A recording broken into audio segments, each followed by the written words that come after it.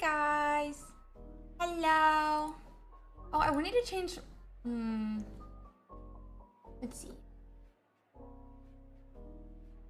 Did I kill something dead? Let's see.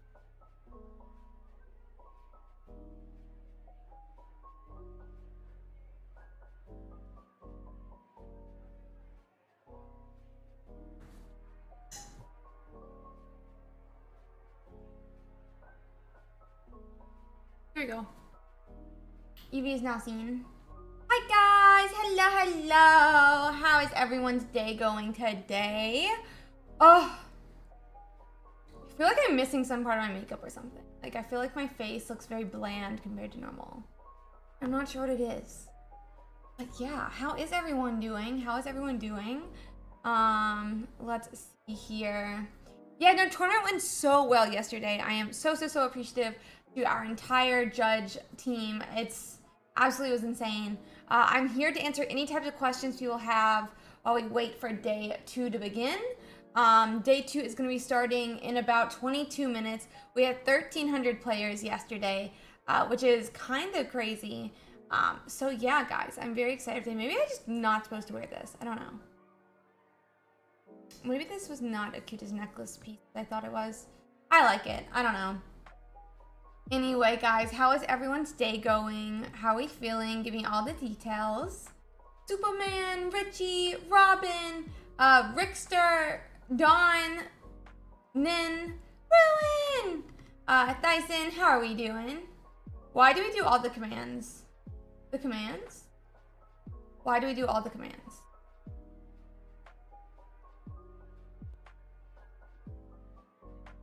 I'm not sure what you mean.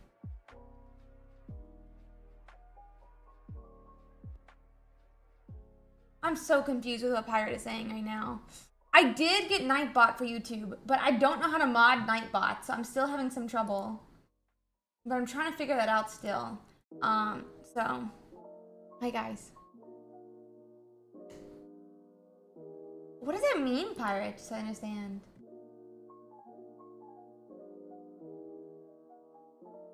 Also, huge shout out to the mod crew, but, you know. Hello, guys. Thank you, everyone. I appreciate that. Thank you so much.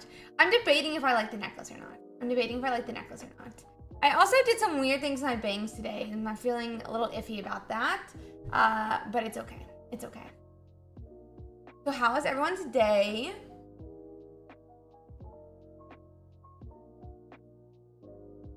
Thank you, Boreal. It is cute. I just don't know if it's cute with the outfit. It's a vibe. I just don't know if the outfit. I feel like I need a more dangly necklace. I did it yesterday. George is a whole day behind. Same coffee. It is a white chocolate mocha latte.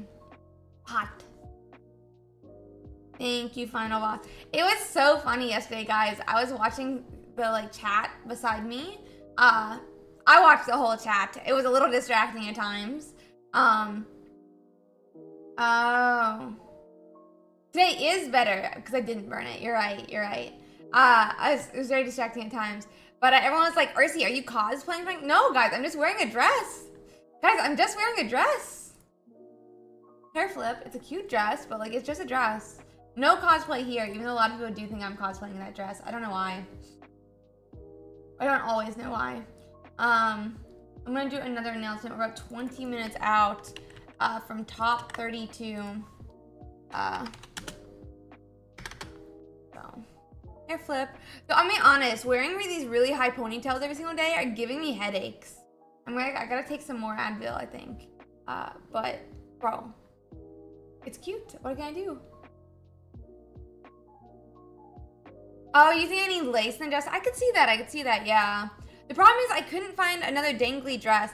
I could do this one. But do we even think a choker goes with this? I feel like that's what my main feeling is. I don't know if a choker was the play. Or is it top? One who scratches. Yeah, that's fine, STS. You can screen share wherever you want. You just have to screen share somewhere. I know some people don't stream in different platforms. So as long as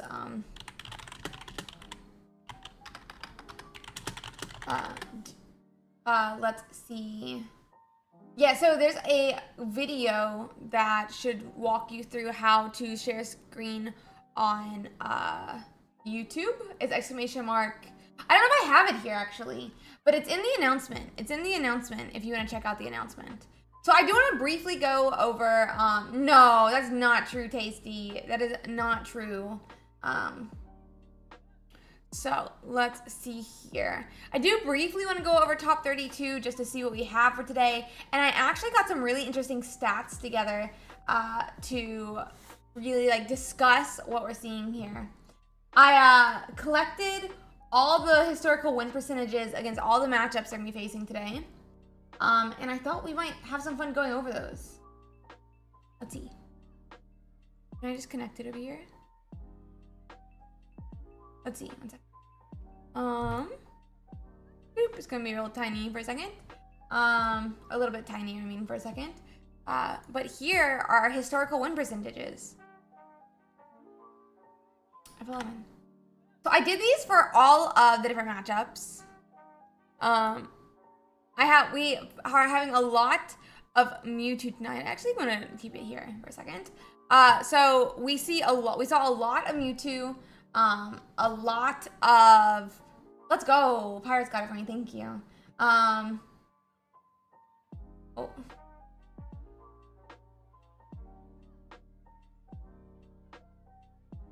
I'm trying to still get, Nightbot in here. Yeah, I gotta make him a mod or he won't show up. There's like let me bring up Nightbot. I just realized I've been on Twitch chat this entire time. I haven't been looking at multi-chat. I'm actually the worst streamer. What in the world? I'm actually the worst streamer. How to mod Nightbot. There, where's my...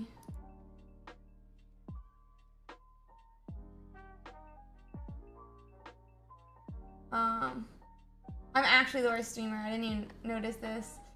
Hi, Ursiiday, how are you doing? Hi, Linda. Hi, Sally's. Let's go. Pirate officially has the mod thing. Yeah, oh, you're not neglected anymore. Not neglected anymore. I'm back on my multi-stream. Sorry about that, guys. I just need the link for how to Nightbot on YouTube. Okay. Nightbot TV. Okay. So give me the link.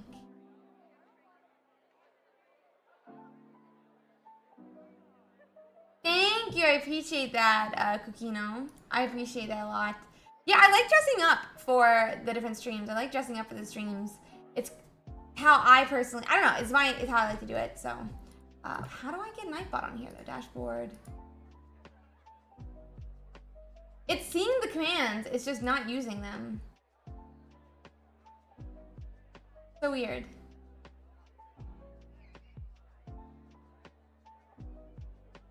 Let's see here. Maybe I can just do this.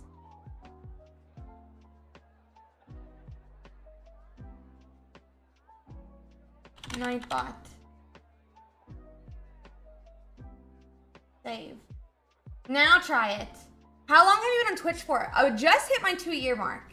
I just hit my 2-year mark. So fairly recently, have I become a Twitch streamer. So yeah. Does it work now? Did it work? Oh, what is this?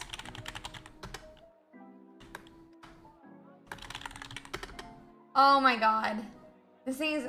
I don't know if we're gonna have Nightbot today, I guess, in the YouTube either. It's seeing the commands, which is the funny part here. Oh, okay. Ooh, congratulations, Robin. I would just say be consistent. Stream as many days as you can. That's my recommendation. Hi, Gunnar. How are you doing? How are you doing? Yeah, I would just say be consistent. Stream as much as you can. Stuff like that. Let's see. Okay, guys, let's go over that metagame a little bit like I wanted to discuss briefly. We are seeing a lot of Mewtwo, a lot of Pikachu. There's a lot of different types of Pikachu. We see that Raichu. We see Moltres Charizard. We do see this really interesting Arcanine EX Moltres, which just really started appearing in the meta last week. It did so great last week. It got second place in a really big tournament. And now we're just seeing its use skyrocket since then. We're also seeing Starmie Greninja. We also have a Starmie Articuno as well.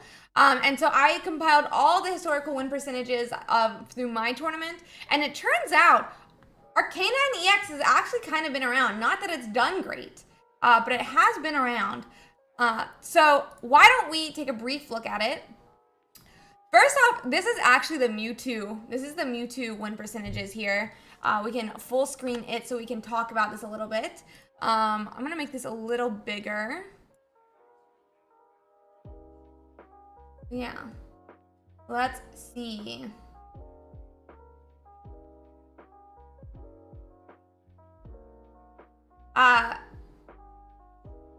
Let's see here. So this is originally the Mewtwo EX win percentages against all of the different matchups that are going to be in the top 32.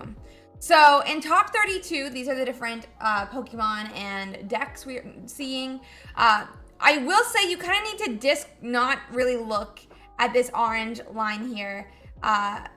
It's a Arcanine Moltres, and there was only one last stream. So it did win one, but there's really not enough wins for this Arcanine Moltres to really put it with any credit, you know?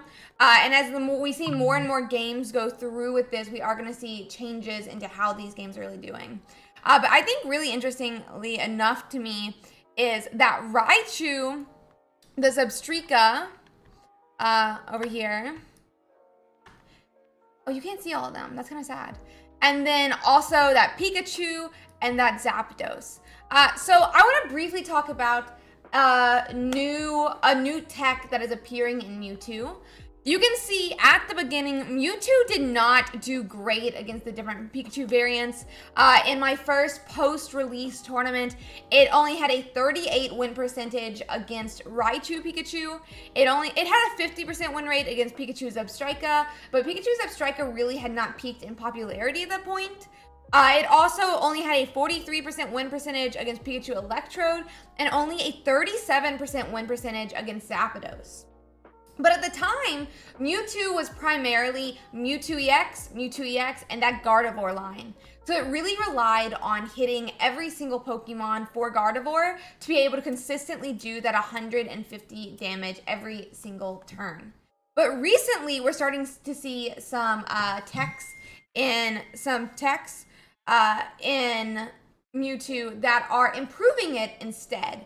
So Mewtwo has recently been adding in 1-point tanks that allow for it against Pikachu to set up and actually get 5 energies on it by the turn that it's promoted, even if you don't have a Gardevoir.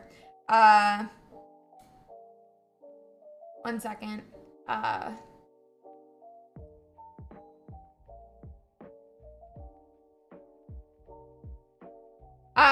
And so the main one I see is the baby Mewtwo, but there are some Jinxes and some Kangaskhans. But the interesting thing with baby Mewtwo is it has only a 2-cost retreat, and it has synergy with that Gardevoir. In the case that you are able to make Gardevoir, you can threaten to attack with that baby Mewtwo. So let's say you already get those two. So you would, in the perfect world, right, against Pikachu, which is that big matchup that Mewtwo had a lot of trouble with, you would start with that baby Mewtwo in the active and have Mewtwo EX on the bench. And then you would slowly, hopefully get a Ralts. If you can make that Kirlia, if you can make that Gardevoir, you would have it. But that Mewtwo in the active is then able to take multiple hits from Pikachu, at least 2 hits from any of the Pikachu Pokemon. And then if he gets knocked out, you could treat back to that Ralts or Kirlia and then go to your Mewtwo EX. And on that turn, you would have 5 energies on your Mewtwo, allowing you to start doing enough damage to sweep the Pikachu board. That being said, if you are able to make the Gardevoir, because of that synergy with that baby Mewtwo, you can actually, you'd already have 2 energies on the Mewtwo EX. You could attach the 2 turn from hand and that Gardevoir, or for turn and that Gardevoir, and threaten to be hitting 120 and knocking out any Pokemon other than that Zapdos EX itself. So that being said, I think that tech has done a lot to improve that matchup for Mewtwo, and you can really see that. We saw a 38%, then 46%, and now 47% win percentage against Pikachu Raichu, which is going to have the best matchup versus that baby Mewtwo, in my opinion. So Raichu is able to do,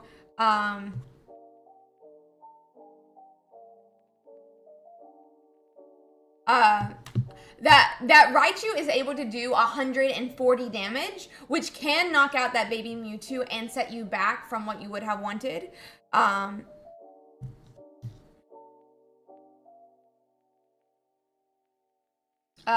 Which you would have wanted to be able to hide behind. So that Raichu is probably the answer to that tech, but I do think it's going to take a little bit of time before the Mewtwo's really see that, not Mewtwo's, the Pikachus really see that and swap over to the Raichu. That being said, Zebstrika seems to have a terrible matchup against this tech as well. Though it started around 50%, it moved to a 48%. There's two Starmies in Top Cut. So we have a 48% win percentage here, but with that tech coming in this week, we're actually seeing a 58.6% win percentage for that Pikachu Zebstrika, against that Pikachu Zebstrika for Mewtwo, which is really showing just how strong that baby Mewtwo is. And you're gonna see that really similarly with that Electrode Pikachu EX, and it went from a 43 to 46 and now a 56% win chance for that Mewtwo.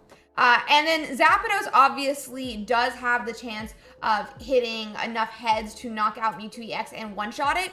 So I do think that's probably why we're continuing to see 50% from Zapdos. But we do primarily see a lot of these matchups starting to go above 50% for Mewtwo because, or at least improving for Mewtwo because of that baby Mewtwo tech. Next, guys, let's go to Pikachu Raichu, which I do think is probably, in my opinion, one of the best variants of Pikachu, in my opinion.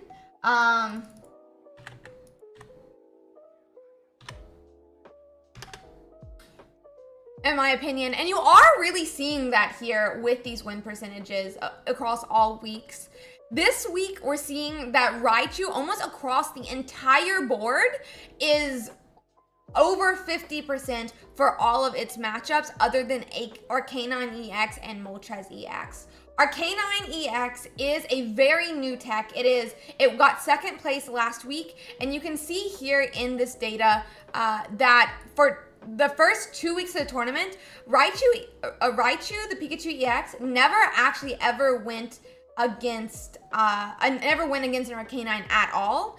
And it has a 23% win percent this week, which is the first time it's really encountering that deck. So other than Arcanine, we are seeing a very, very painful path for the Raichu. Going against Raichu for many of these decks. The other best one is, once again, that Zapdos, and I think that Zapdos is really because Zapdos is able to do that coin flipping to try to knock out and one-shot some of these cards that otherwise aren't able to be one-shot. Okay, let's check out Pikachu Zebstrika for a second here. And honestly, Pikachu Zebstrika is a little bit everywhere. It's got a 41% win percentage against Mewtwo, only a 44% win percentage against Raichu, but it does have a 68% win against Charizard. And Charizard at least used to be a very large counter for Mewtwo. If we go back to Mewtwo for a second, you can actually see here that in week 1, Mewtwo only beat Charizard 36% of the time. That is not much. It's pretty abysmal in all honesty. And even with that new baby Mewtwo tech, we're only seeing a 42% win percent. Yeah, we are actually seeing some water decks in day 2 today. We do have 2 Starmie variants in day 2. And in a second, we're going to go over how those fared. I think most almost most importantly, Zebstrika is really able to shut down those Starmie decks that are also trying to capitalize on how it's able to counter Mewtwo. It had a 75% win percentage this week against Starmie EX and Greninja, and a 66% win percentage against that Starmie EX and Articuno EX. I'm gonna make some of these bigger. Our tournament is about to start, guys. So you're gonna have to give me a second when I finally do start that.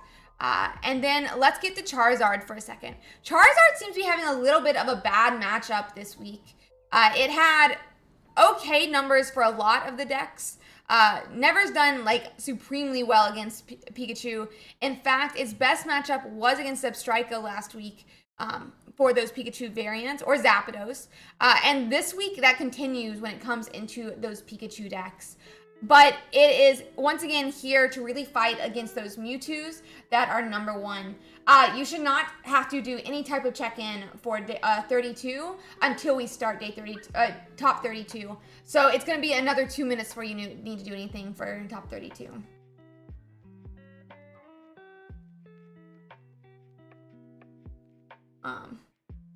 Okay.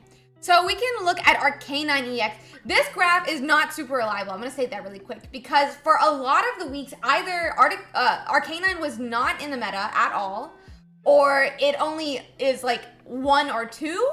This week it did, I think, have 41 players playing Arcanine, but it is the first week that it really has that type of prevalence. And even with that, Arcanines never went against each other this week, and an Arcanine never fought Starmie EX and Greninja, so it's still a very low percentage of our meta share. That being said, it is here because of how well it does against Pikachu EX and all of its variants. It has a 66% win percentage against Raichu, which is absolutely insane, since it seems to be the dominant variation of Pikachu. It's got a 55% win percentage against that Zebstrika, an 88% win percentage against Pikachu EX and Electorb. Is it Electrode, by the way? I kind of am getting confused with how you pronounce that one, or which one it actually is.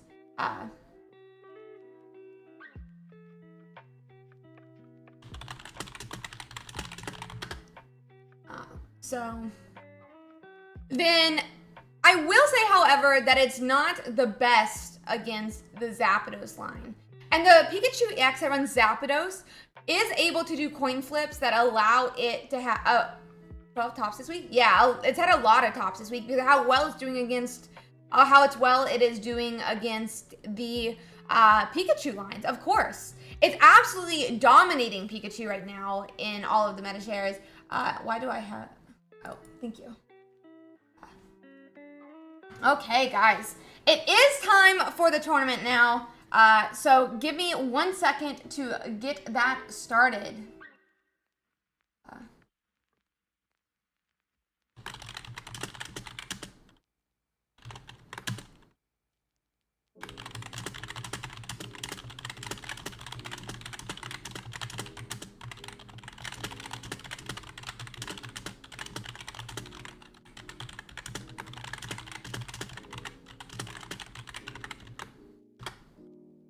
Okay, let me start the tournament, guys.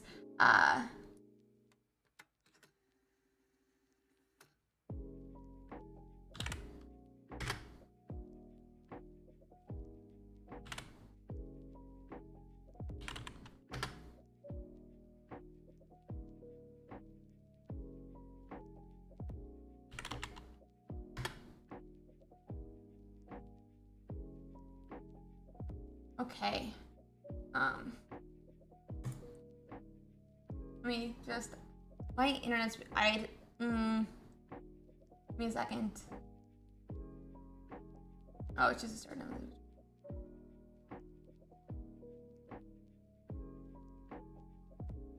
1 second, guys. It is loading.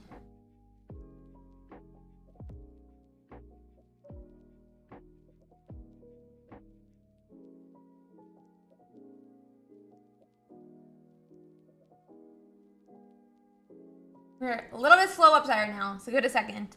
There's another big tournament starting today, so.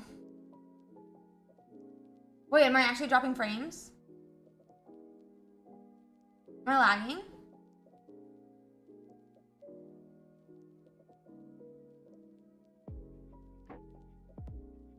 Okay.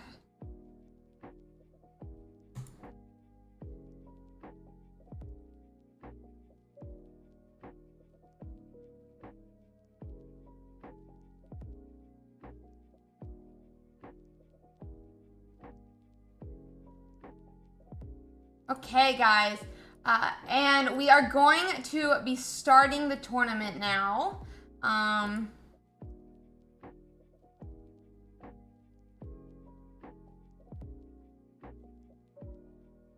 Okay.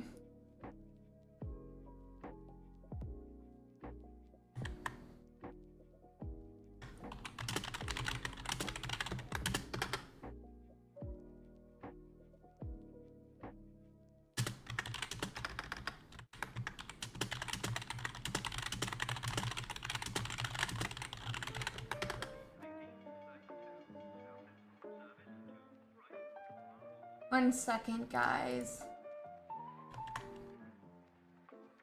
Oop.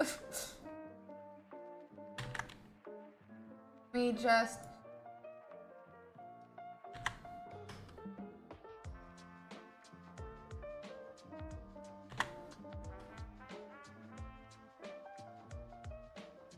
Thank you, KST.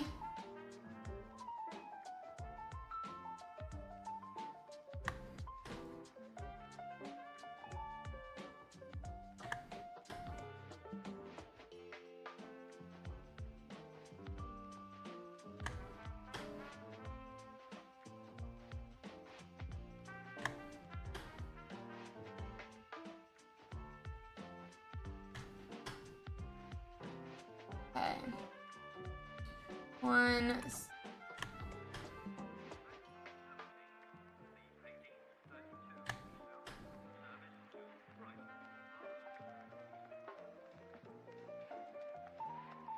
Okay, guys.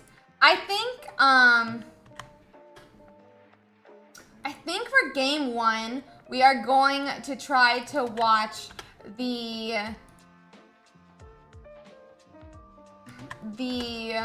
Arcanine list.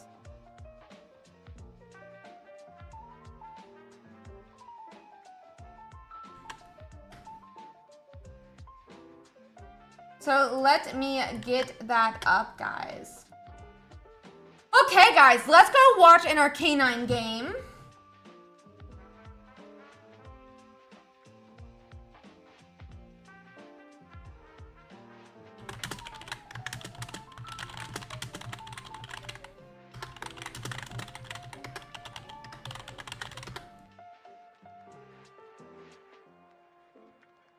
So let me go on and get that, guys.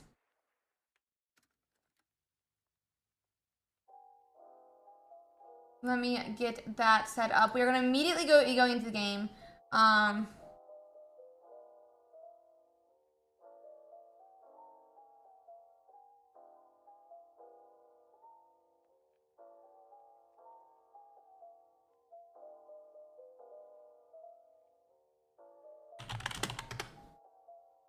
Let's see.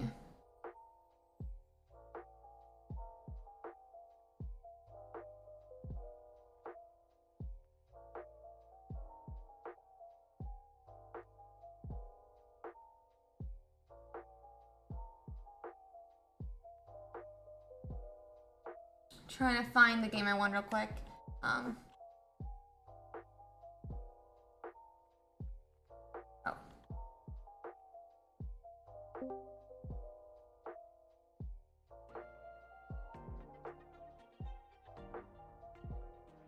They're still getting their game up and ready. That's the wrong one.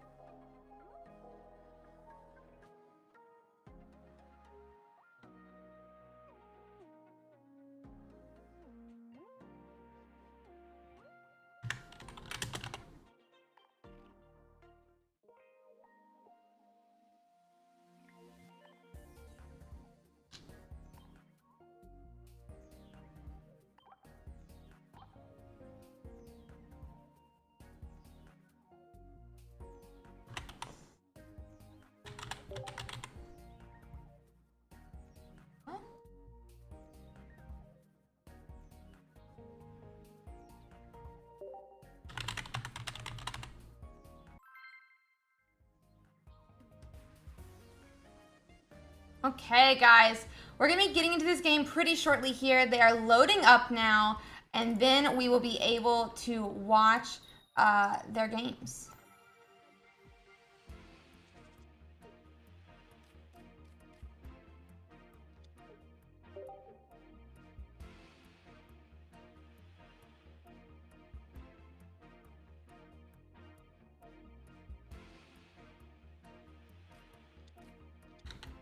Okay, guys, so let me go on and bring it over. And we are going to watch the game between Jack of Spades and Synth Aura. Synth Aura is playing Mewtwo, which is not a fantastic matchup for Jack of Spades. Jack of Spades is playing the Arcanine Moltres EX list that we talked about briefly. But the thing is Jack of Spades actually went through like almost 4 different Mewtwo EXs before making it into top 32, and it was able to defeat all but one of the Mewtwo's it faced. So that means he has some experience versus this deck and being able to get success versus it. So maybe we're gonna see a masterclass today on how to deal with Mewtwo EX versus as Arcanine EX. Moltres is in the active, which is exactly what Jack is going to want. He did go first, so he's now able to hand attach. He potentially could evolve that Arcanine as well. And we do see that evolution go down. Synth Aura is already starting to power up that Mewtwo, as you see here. So we're going to have to see exactly what happens, guys. I'm going to move my drink so you guys can't see it. So let's see, guys. Let's see. It does look like Jack is going to be using his Inferno Dance this turn. So Moltres EX, for those who do not know, flips 3 heads, and for each, 3 coins, and for each heads that he lands, he is able... Ooh. Me?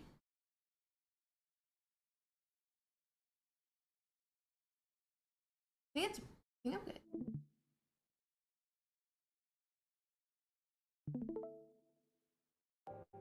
Oh, it's just a stream. What just happened? Oh, it loaded back in.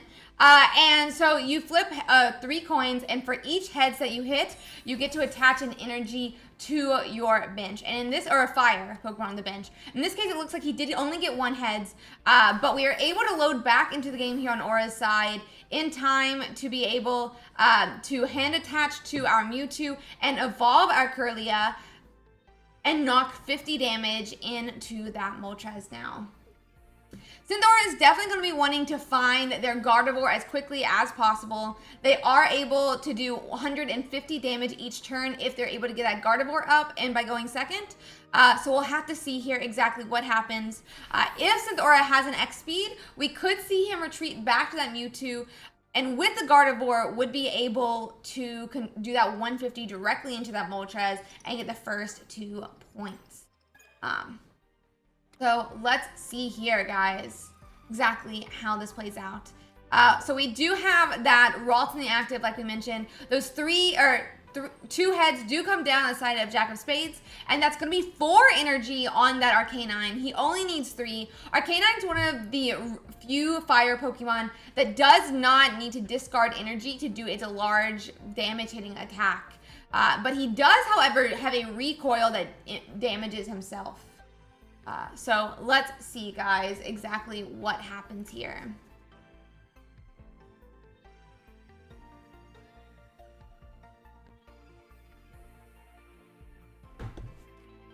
Okay. And we are going to see an X speed come down here from that Ralt, but it does seem like we go on and pass. Okay.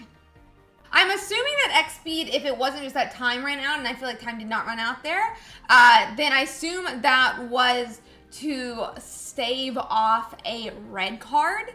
By using cards that you don't think you'll need in future turns, you have a larger chance of hitting the cards you need if you end up having a red card be used on you.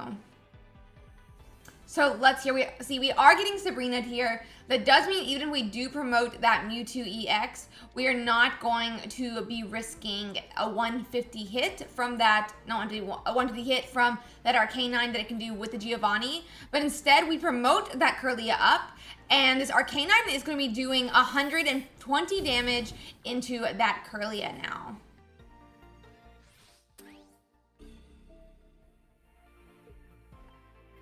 Okay.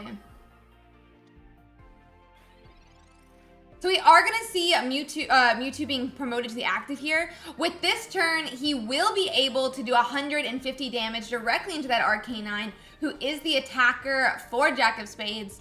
That was Jack's first point. And we're now going to see another 150 damage into that Arcanine, which is going to give Aura their first 2 points. Now, any knockout by Aura will lead to a game 1.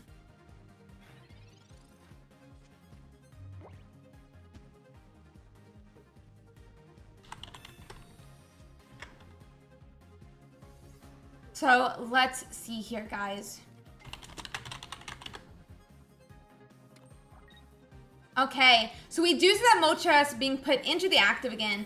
This Moltres is able to only do an Inferno Dance. They had 2 energies on it, but they used those 2 energies to retreat to that Arcanine last turn. We do also see discard of that Fossil. Fossils, if discarded, cost no points.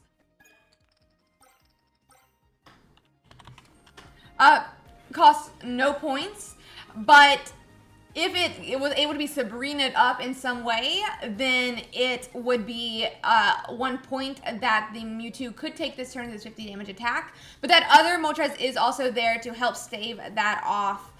We are going to be looking for a Kirlia this game, a Gardevoir potentially, but next turn he'll be doing 150 and it won't really matter anymore.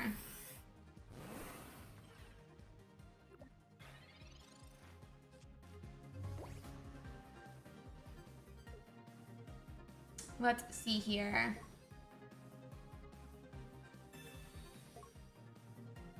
Okay. We do have that other Moltres promoted now. He will be able to do 70 damage this turn, but that may just not be enough because Mewtwo is going to do another 150 that follow-up turn and take those that final prize they need. We're going to take that final prize they need.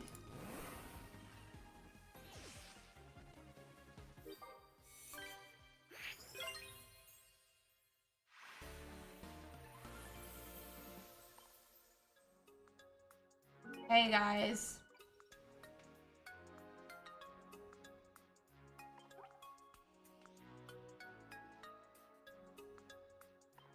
Okay, and that will be game 1. I'm gonna quickly cover up their game so the password doesn't get shared, and they'll be going into game 2. That is gonna be a game loss for that Arcanine that we saw. But we are gonna have 2 more matches. He could decide to reverse sweep. We don't know. We'll have to see how it goes from here.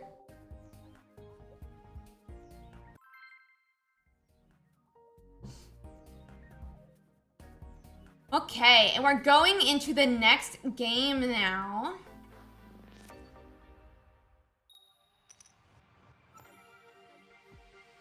Let's see. It does look like on Aura's side, we are going to be starting that Ralts. And Jack is going to be starting his Growlithe. Neither of these is really the best. It does look like the opponent is going first this turn, so we are going to be having an energy, oh my god, advantage on the side of Aura again. Jack is really going to be wanting to find Moltres here. He's going to want to find Moltres, and he's going to want to find a way to retreat that Pokemon back to that Moltres by next turn so that he can start putting those energies onto the Growlithe and finally that Arcanine. A second Growlithe does go down this turn, which is going to be able to be a buffer in the case that we aren't able to move this Growlithe out of the active spot.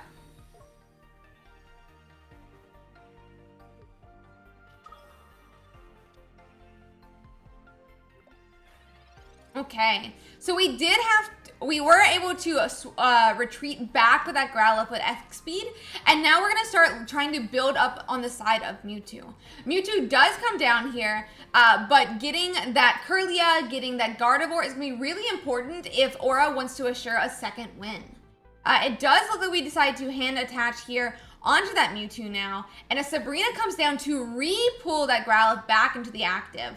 This is hopefully on the side of Aura going to be stalling an energy on Jack's side unless they have another X speed. They're only going to be able to retreat with a hand attach. Instead, we do have that X speed though, and that does mean we're gonna see an Inferno Dance this turn. Let's see where they decide to put that energy down.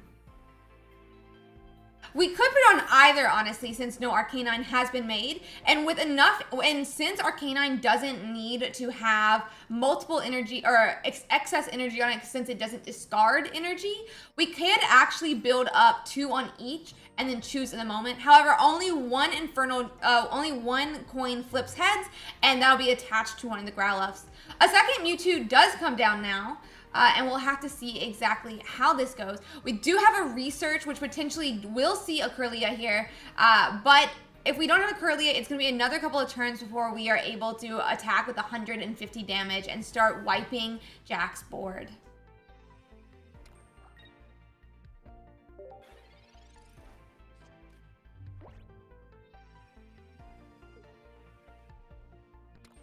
Okay, so we do see a second energy attached to that Moltres now.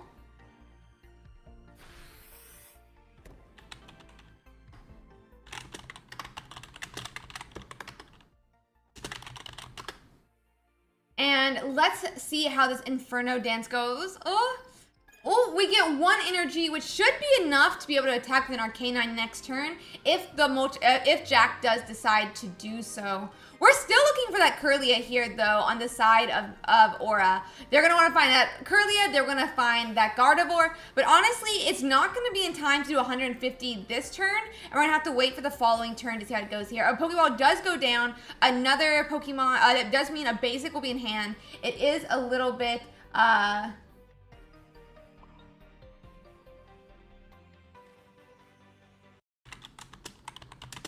Ooh.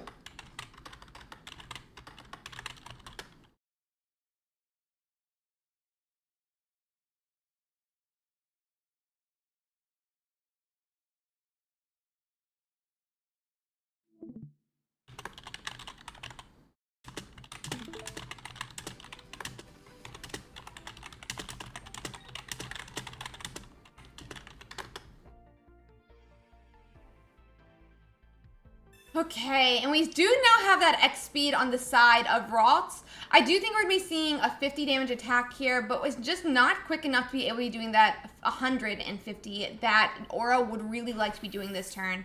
We haven't gotten a single Kirlia yet, and it's still going to be 2 more turns until we're able to continuously have that 150 damage. To be fair, it wouldn't really help next turn regardless, now that they didn't get last turn, but... Next turn, we will be seeing 150 come down, whether that's onto that Moltres EX here in the active, or if we're going to have another Arcanine EX.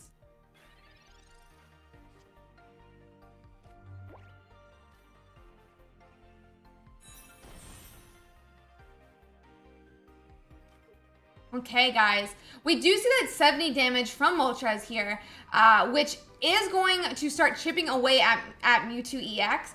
That damage is really important because Arcanine EX is only able to do 120 damage himself. That means if there's not any damage already on the Mewtwo EX, he's not able to one-shot him. Do not start top 30. Don't stop top 16 until we do the announcement. I did just put an announcement in the Discord as well, so that people know. So let's see. We do finally see that evolution for Arcanine come down. That is the first 2 points for Synth Aura now.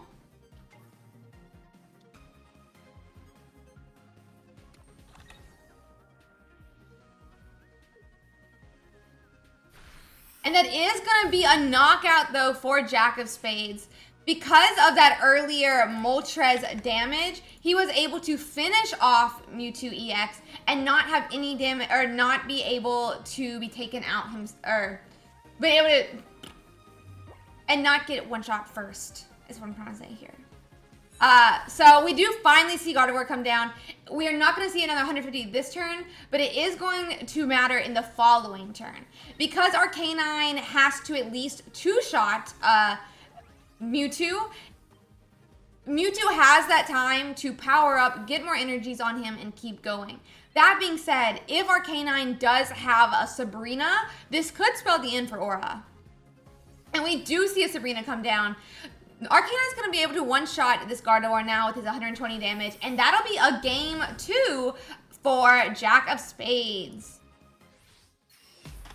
I'm going to cover up the game, guys, while they set up for the next one, and I'll go in and reset the board.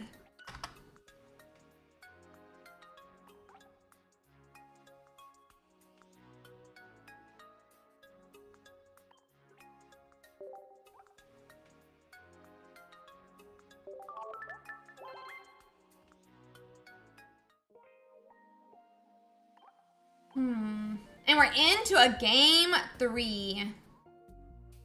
So they're getting their match set up again, guys. This is game 3, Arcanine EX and Moltres EX versus a Mewtwo EX and Gardevoir.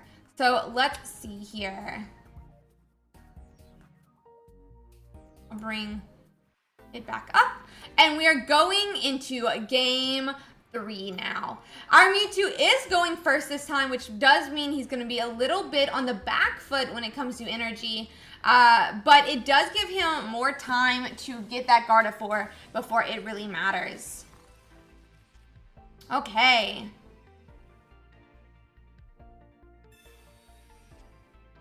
Let's see here. It does look like we're immediately going to have that research and Pokeball, trying to find more of those basics to start getting down the Pokemon in the first place. And then we'll go from there. We do see that he is able to get a Ralts down, but that does mean he's still going to have to find Kirlia and Gardevoir, but he does have a couple turns to get that done. We do start Growlithe in the active here for Jack. We research and we're Pokeballing now, trying to get the highest chance of hitting that Moltres EX so that we can start powering up with energies this turn, but it doesn't look like we're able to, and we are going to hand attach that Growlithe in the active. However, with this, with the setup of where Mewtwo is going first, he's not going to do 150 for a couple more turns, 2 more turns at least, which does mean that Arcanine could have time to start putting more damage, or getting more energies on himself before he needs to attack. That first energy is going to go onto that Mewtwo now, but he's not able to attack with only 1 energy, and he does have to pass back to that Growlithe, who could do I think it's 20 damage with 2 energies here. But instead, we do see him go on and evolve to that Arcanine, who is going to not be able to attack for another 2 turns. And you said second energy come down. Arcanine is getting built up as quick as he can, but there's definitely going to be some problems without having that Moltres there to really generate and power up the 2 Arcanines.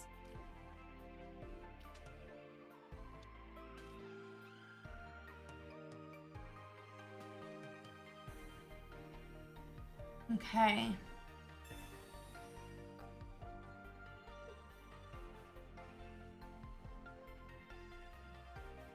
So it does look like we are waiting to see a response to this. I think it was a Sabrina he just did.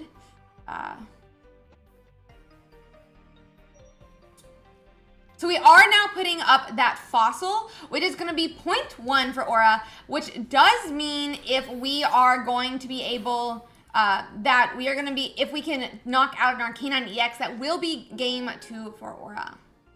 And Arcanine EX is now being promoted. He will be able to do his 120 attack officially. And Mewtwo is still looking for that Kirlia, that Gardevoir. He won't be able to do 150 this turn. So Arcanine has some time to get set up.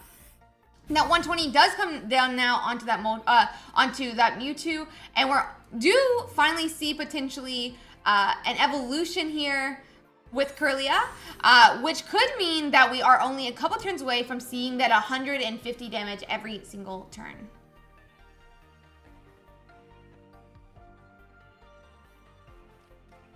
Okay. It does seem like we're going to have another Sabrina now.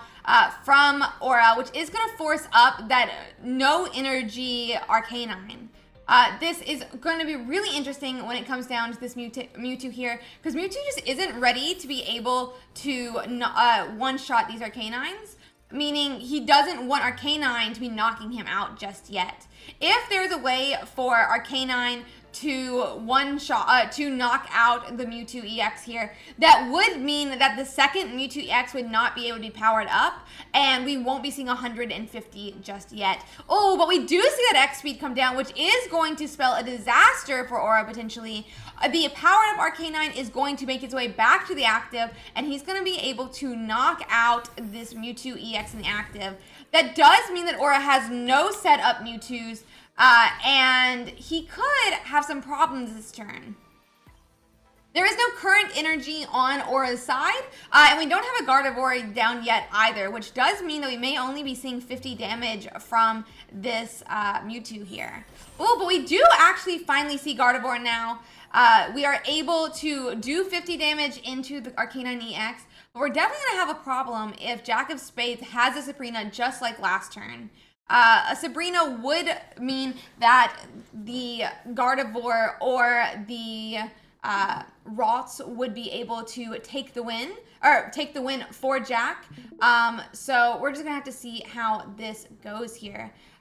It does look like here we're gonna have some problems. The big question is, does Jack of Spades have the energy, or does Jack of Spades have the Sabrina he needs to finish the game? We see that 60 go onto that Arcanine, but the real question here is if Jack of Spades has a Sabrina, this will be it. And there is a Sabrina, which means Jack of Spades is going to be able to take out another Mewtwo from the game. He's going to knock out a Mewtwo and send himself to top 16. Okay, guys. That is going to be the game. Give me 1 second to get set up for the next one now. One moment here. I have to see who is still going. Does look like we have a couple games that are still possible to be live. We have 2 more matches still going.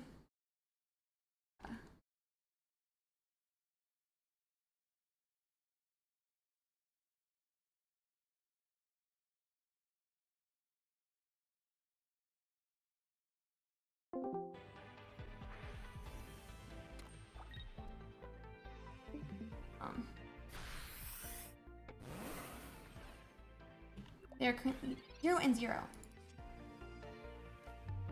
We're going to be watching a mirror match between Mewtwo's. They are 1 and 1. It is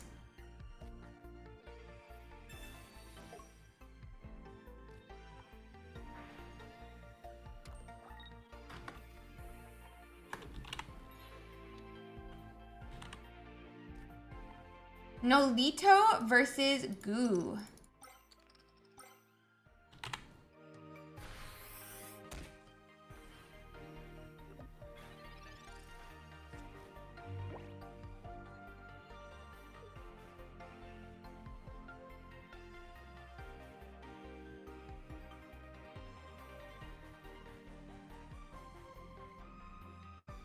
Okay. Okay, guys. It is Mewtwo versus Mewtwo here. It is Kangaskhan Mewtwo on our player side with Nolito, and then Goo is playing that baby Mewtwo that you can see on the bench here.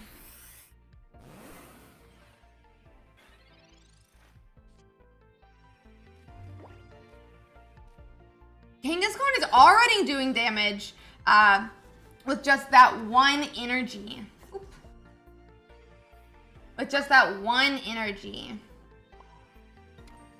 We are seeing hand attaches onto that Mewtwo on the bench, setting him up to be able to do 150 in future turns. But the problem is Kangaskhan cannot retreat. He is a 3 retreat cost Pokemon. So if Mewtwo decides not to attack him or has a Sabrina, he could force something else up. Potentially one of those Mewtwo's that we could see 2 points from. We do see a potion come down on the side of Goo now. Goo is going to be out of range of a knockout from that Kangaskhan, But everything is just not set up yet for Goo. It does look like we are going to see that 4th energy attached to Mewtwo in the active now.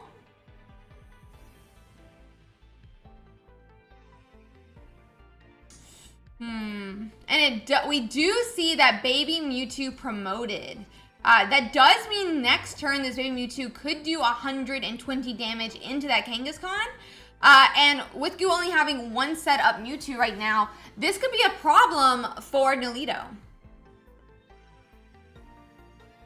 Or with Nulo only having the 1 set up Mewtwo, it could be a problem for him. We could see a knockout next turn from this baby Mewtwo in the active, and that would be the first point for Goo, where Nulo will probably have to promote his set up Mewtwo. It does look like we are trying to figure out where the correct place to put the energy is. And we are going to see that punch from Kangaskhan here. It is only going to do 30 damage to that baby Mewtwo now. But Mewtwo is going to be able to do 120 damage back. It does look like we're still debating if we want to promote that Gardevoir next turn, if we want to promote that big Mewtwo. But this Gardevoir is only going to be able to do 60 damage, which is not going to be enough to spell a win for Nulo just yet.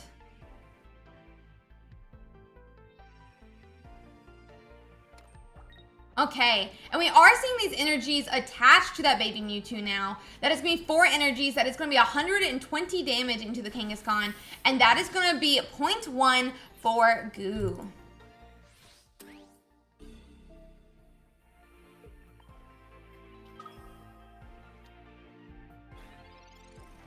With that, it does go back to Nulo. Nulo does promote that big Mewtwo into the active. I do think that might have been a misplay on the side of Nulo.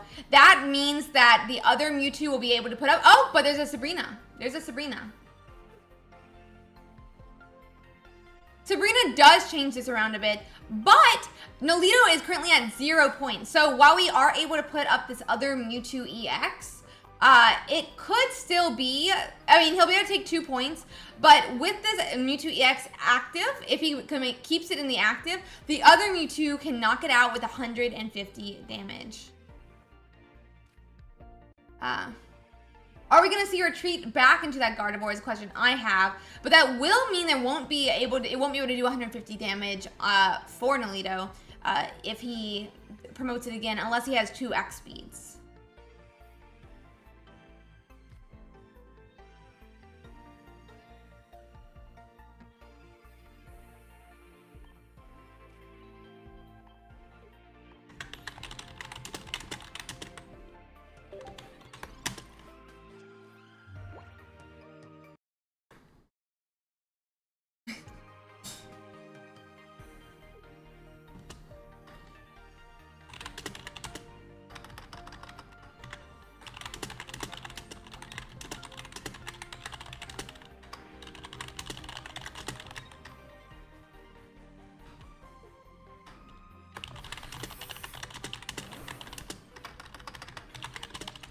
Okay, and that is going to be, it looks like only 50 damage into this Gardevoir here. There was not a retreat back from that Mewtwo, and this Gardevoir EX in the active could potentially do 60 damage, but that will be a loss of the support Pokemon if that is the choice. And it does look like that's going to be the choice with the Gardevoir attaching to itself.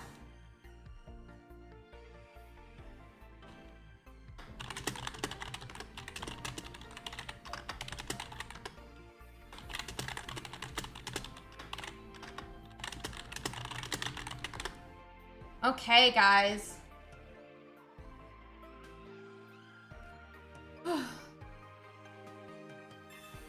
Okay, so we do see this Giovanni. That is going to be 70 damage that Gardevoir can do, but I'm not really sure that it's going to do enough for Nulo to not have an issue in this game. Nulo still has no points, which means Goo...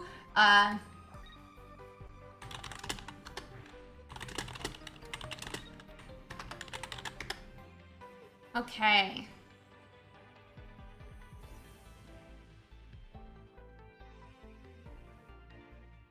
I definitely think these baby Pokemon are really making this matchup a little bit more difficult between the different Mewtwo EX decks. I think having these 1-point attackers is definitely causing there to be more skill expression, in my opinion, in these matchups. As you can see, them trying to figure out who to promote, who is the correct one to have up. Goo is pretty safe though, without having lost a single point just yet. Up 2-0 currently. Okay.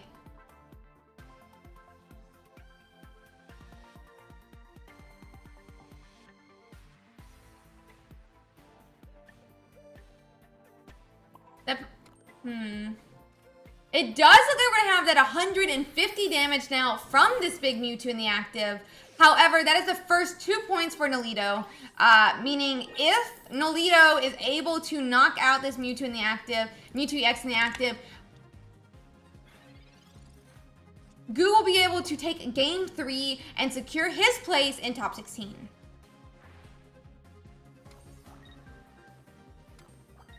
Ooh, and it does look like we're going to see 150 damage come down from Goo's side. That is going to be a win for Goo, taking his last couple points that he needed and finishing 2-1 in the round.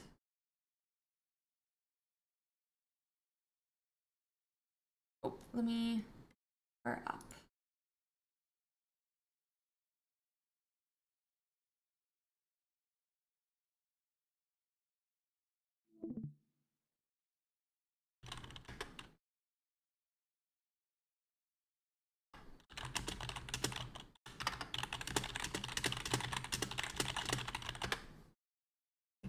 Okay.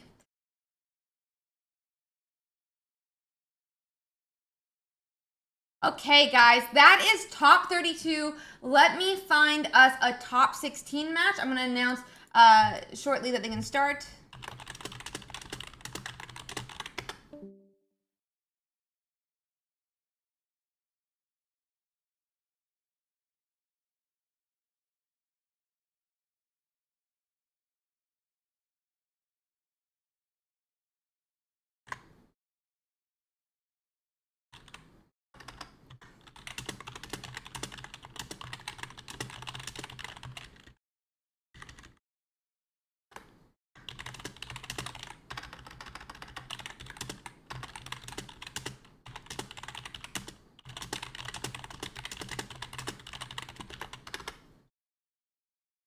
Okay, let me find us a top 16.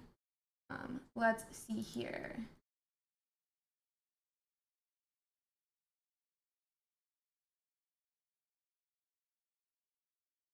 Okay.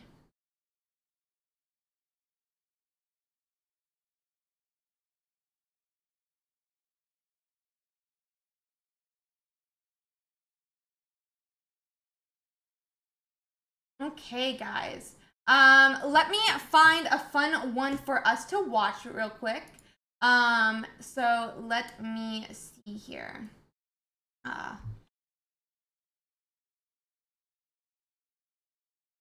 The Arcanine is versus another Mewtwo now, which is going to be interesting. But let me really quick find us a game. I'm trying to see if any of the Starmies survived, but it doesn't look like they did. So I'm going to find a Charizard, I think, to watch.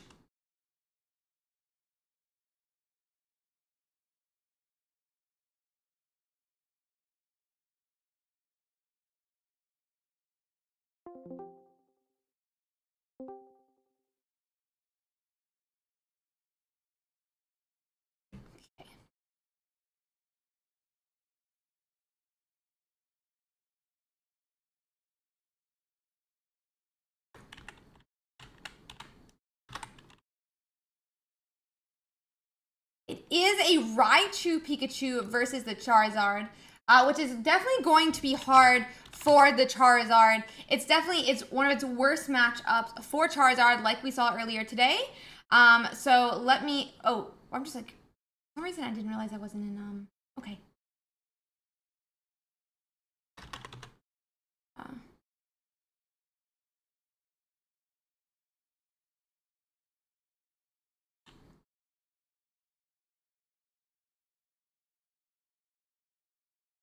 Okay. So we're going to go on and transition over, and we're going to get started watching this Raichu Pikachu versus the Charizard Moltres deck. Okay, guys. We do immediately say that Rare already does have that Zapdos in the active and 2 Pikachus on the bench. It does seem like Misi, our Charizard player, is going first, which means this is the first turn they're going to attach energies to their bench. But we do see 1 energy go down onto that Charmander. Charmander is really going to be looking for that Charmeleon and for that Charizard, because if they don't get those set up, they're going to have a hard time wiping Rare Please's board. Charizard does the largest damage of any of the Pokemon in the entire game of Pokemon Pocket, at least assuredly, with a flat 200, but he does discard 2 energies each time he does that. That means Moltres is going to want to get upwards of 5 energies or more on that Charmander, so that that Charizard can go 2 energies back up to 4, and then knock out a second 2-point attacker. We do see that evolution into Charmeleon now, and we are going to see Inferno Dance to try to power up more energies onto that fire attack on the bench. We see... Oh, and no energies go back, which does mean that Charmeleon will only be at 3 energies if it is promoted this next turn. Pikachu is fully ready to capitalize on how slow that Charizard is having to go. He's able to do another 110 into that Moltres. Surprisingly enough, all legendary birds in this game have a type weakness to electric, including Zapdos, which means this Moltres is taking an extra plus 20 damage every single time these Pikachu or any of the Pokemon from Rare Please's bench attack it. That means he'll be able to do 110 this turn with Pikachu alone, or even upwards of 160 if he's able to make a Raichu. We do finally see that Charizard come down. We're going to need at least 2, if not 3 energies in this Moltres, and to hope that the Pikachu never hits a Sabrina if we're able to retreat next turn. So they're definitely going to want at least 3 energies here. I mean, all 3. 1, 2. Oh, we got 2. We got 2. The question is going to be then, is there an X speed on the board that can protect Misi from having to go down to 3 energies?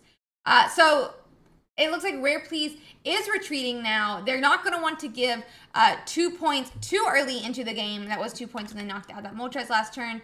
And instead, oh god, we see that Raichu come down, which is going to be a 1-hit KO onto that Moltres. And it is going to secure a win for Rare Please. That is going to be game 1 for Rare Please. I'll cover up for Rare Please now. And that does mean we'll be going into game 2 of the match. Can Charizard come back from it? That's definitely the question.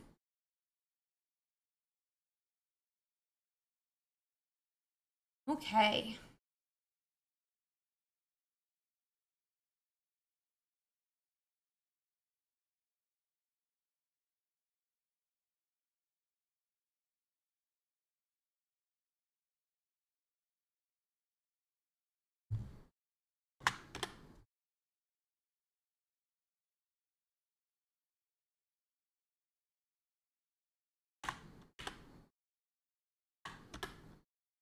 I forgot, I did something wrong. But, okay, guys, so let's watch that next game now. We are into game 2, and so we are going to see exactly how that Pikachu resets up now. It does look like we already have 2 electric Pokemon on our bench, which means they're already going to be at least having any type of health that Moltres could have.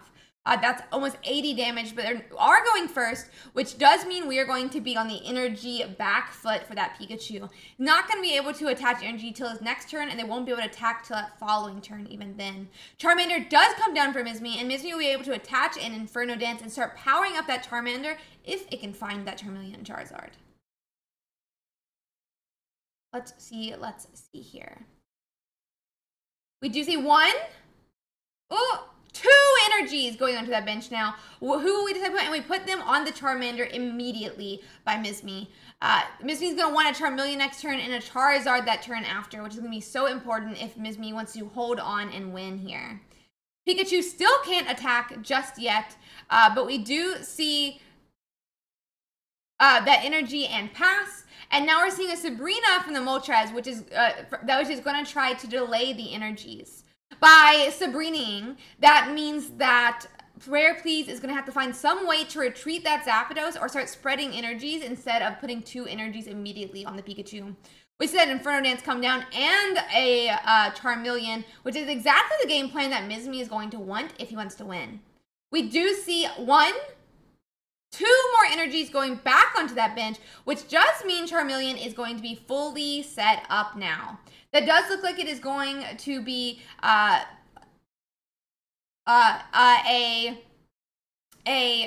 third basic for Rare Please, as we see that first Pokemon be set up to put damage down for Rare Please here.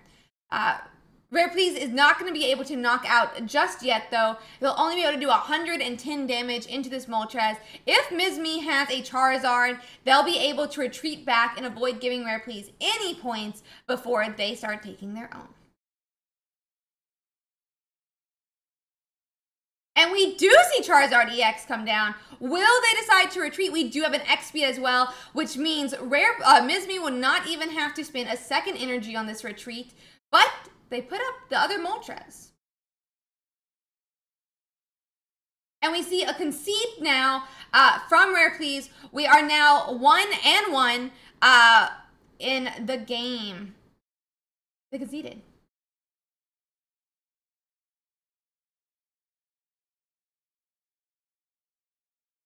Misi, you cannot be my chat.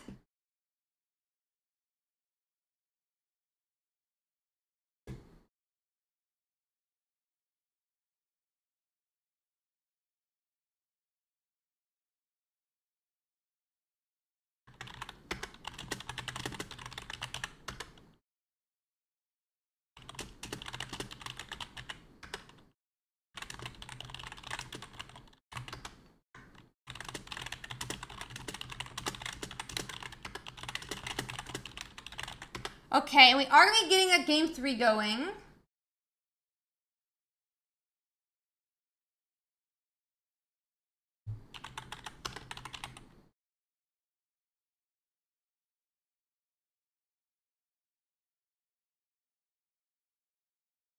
Let's see.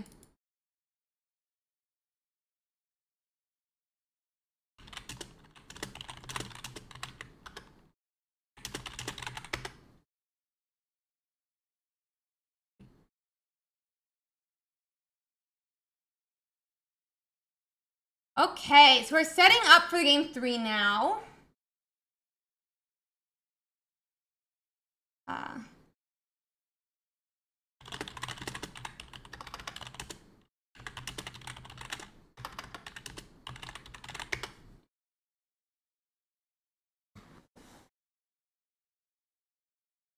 Okay. So we are going to see that set up by the Pikachu here.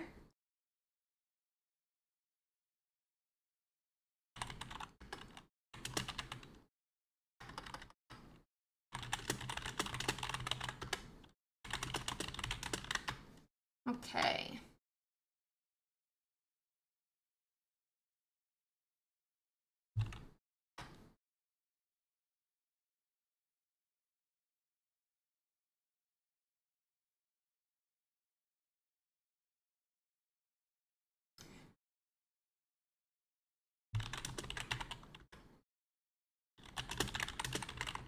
So we are going to see that Pikachu begin to build up his board.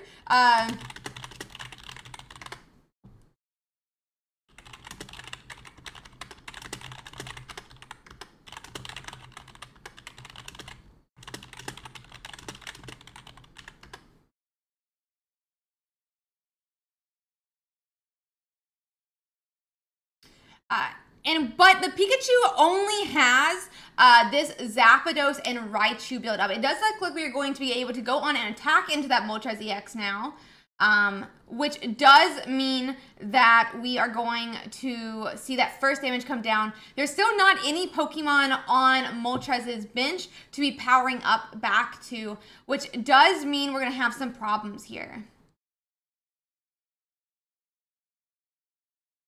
A second energy does go into the Moltres in the active, but it's still only a Moltres that he found for his bench, which means while he could power up that other Moltres and be able to use that Inferno Dance, we don't know how many energies are going on it, and with that weakness, it's definitely going to be a problem to have that Moltres set up.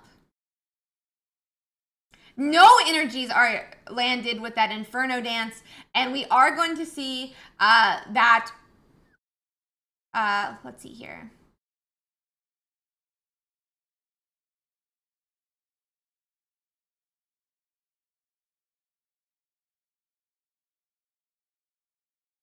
We are going to see 0 energies go back onto that bench. Zapdos can attack again into this Moltres, but definitely, Rare Please is going to be looking for more and more electric bases to start putting onto his bench here. He's going to want a Pikachu that could one-shot, but he's going to need 3 energies to be able to do that. We do see a second Raichu get played now.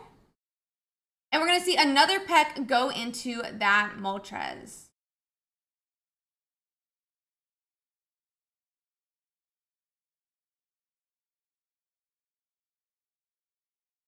And next energy does go back onto the other Moltres onto the bench. So no damage attack will be landing on the Zapdos here. And we're going to see Inferno Dance again, potentially powering up that Moltres. Only 1 energy goes back, but that is enough to potentially be attacking for 70 that following turn. Okay.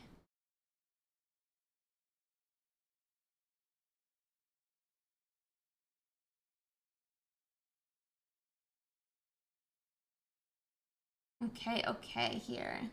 So we are seeing a Pikachu come down now, and a Raichu is going to be increasing the damage that comes with this attack. He doesn't really need it though, so I'm assuming he's protecting against a red card. We are going to see 130 damage come to Zapdos into that 60 health Moltres. That Moltres on the bench, however, is now going to be promoted. That's 2 points for Rare Please in this game.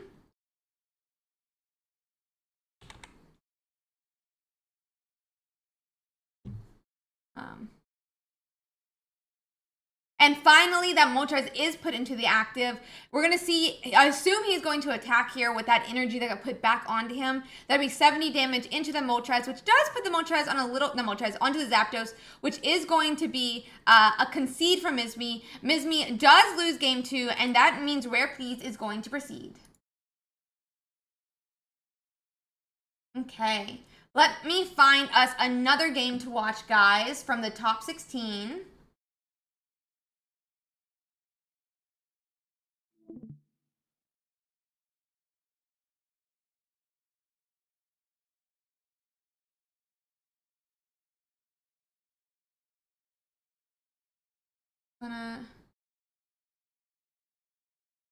Let's see who else is still going here.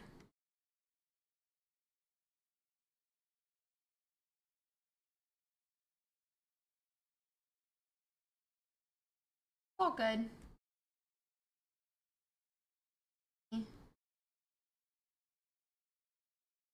Let's see. Trying to find a game for us to watch. It does look like we could have another one here. I'm going to go on and set up for that one.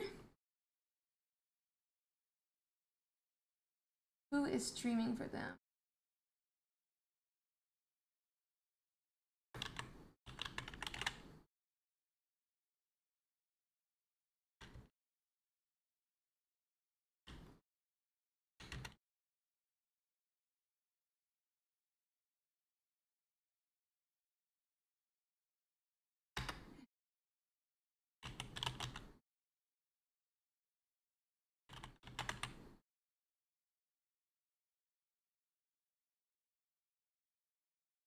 Let's see, guys.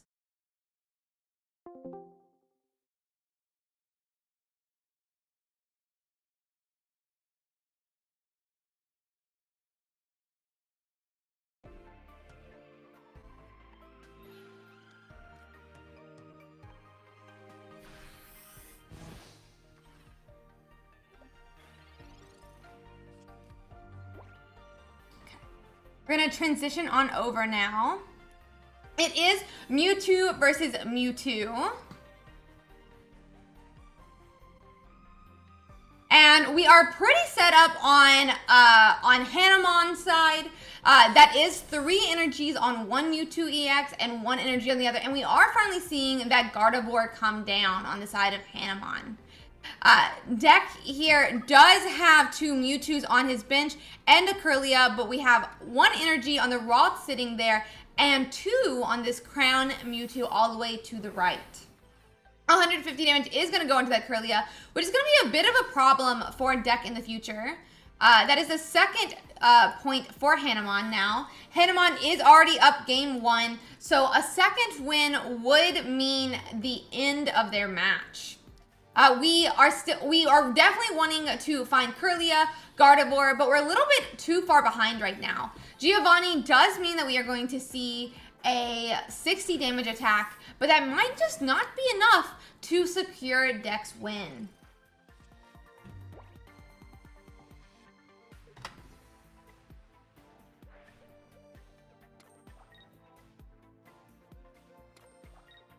Okay, and 2 more energies do land on Hamon's Mewtwo EX here, which is going to secure them their second game in the best of 3.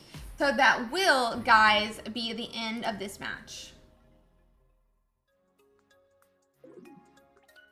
Let's see if I can find us another one. I'm not sure if we're going to have another top 16 match to watch, guys. Give me 1 second.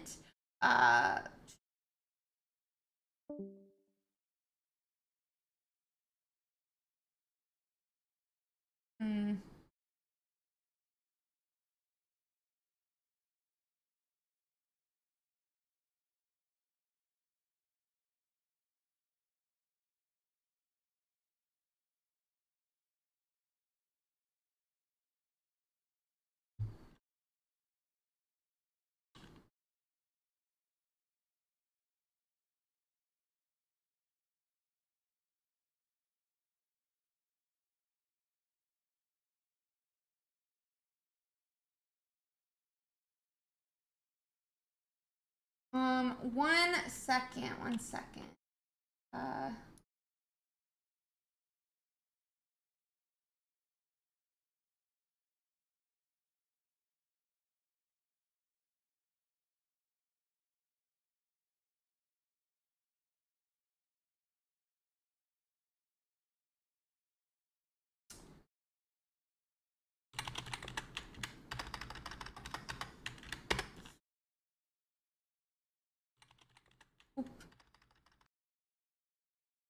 Sorry guys, give me 1 moment. I'm having to search for a stream real quick.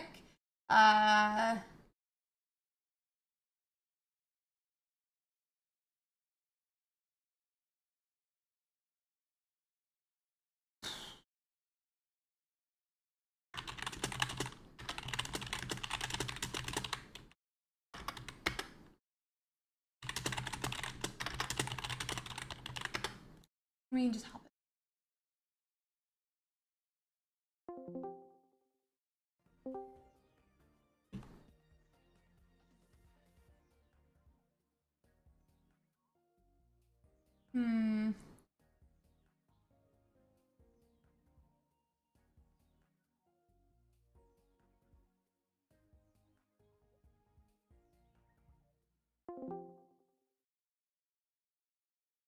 Okay, we're gonna stream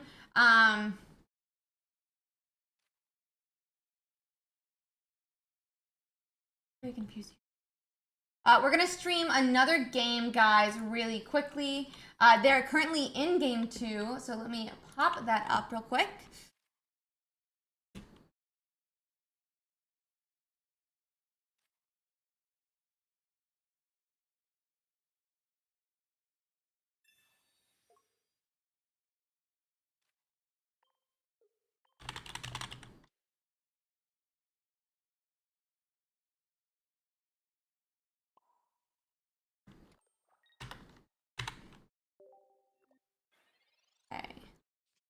And I'm going to bring it up. So we're watching Captain Kerr versus Goo here. It is Mewtwo versus Pikachu, and I'm really interested to see how they're doing. So Pikachu is already getting set up. It is the Raichu variant. And we're gonna have to see how this continues to go here. So that Pikachu is able to put damage in that baby Mewtwo, which is the whole plan of baby Mewtwo. But the problem is that you need a Mewtwo EX behind it to be able to start powering up itself.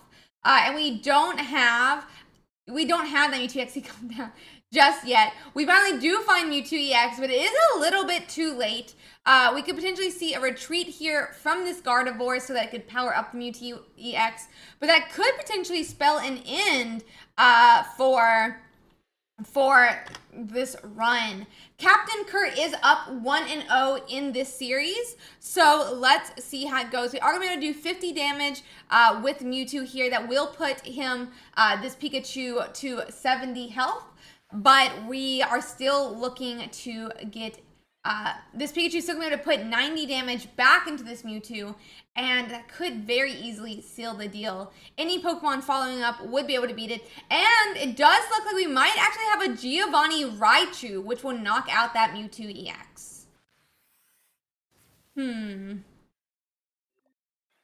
Oh, but they actually didn't. Never mind, my bad. I saw the Giovanni go down, and I assumed they found their Raichu. But we're not going to be set up in time this game, guys. We may be able to do 150 here, but Goo has not taken a single point just yet. Even two potions here are going to mean that we're only at 90 health, and 90 health is not enough to survive another Pikachu hit. If a Raichu comes down, it's already 140. We may just be praying for no Raichu, no third Pikachu or no Raichu to appear for Captain Kerr. That is going to be 2 points for Goo now. I think the hope and dream here is that no Raichu appears, and then we can survive long enough to take another point and get our game 2.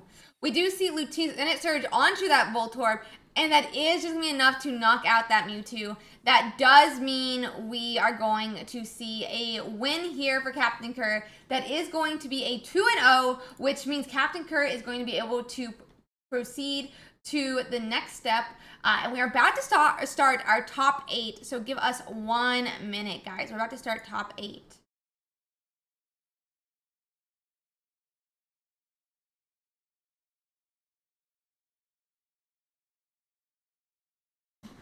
Okay, guys, let me get the top 8 going. Give me 1 moment,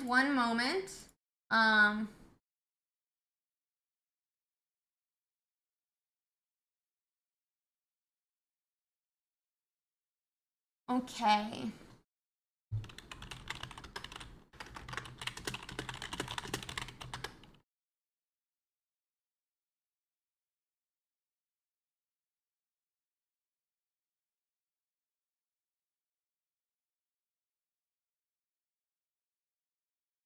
Let's see here.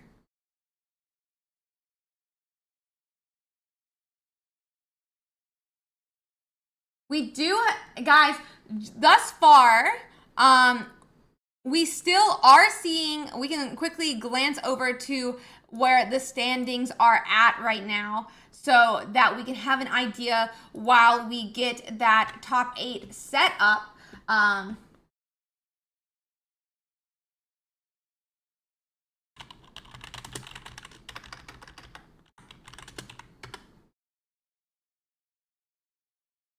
Okay, guys, so you can see here we are going into top 8. So this is where you're going to see exactly what is still alive. And we are seeing an Arcanine EX Moltres still in top 8, which is super, super, super interesting.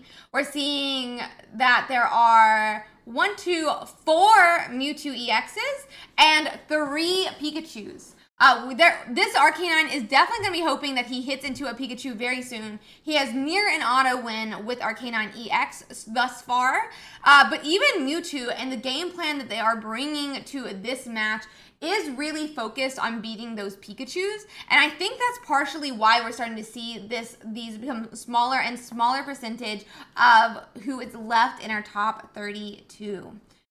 So let's see here, guys. Let me find our next game as they get started. I'm going to drop the announcement to let people know they can start the top 8.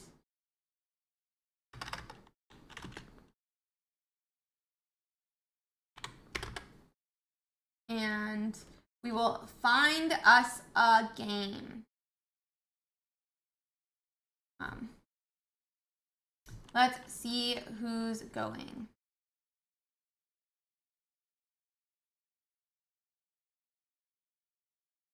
We just watched Rare Please. Let me see if there is another person to watch.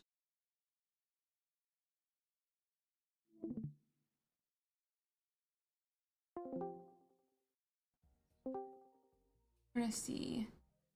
They're not started.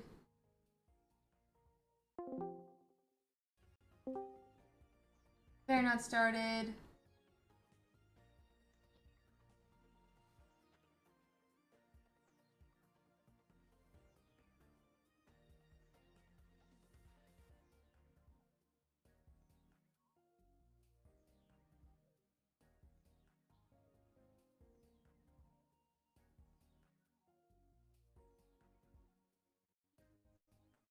Let's see.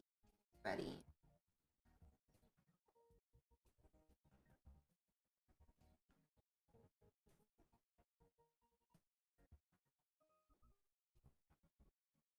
Okay.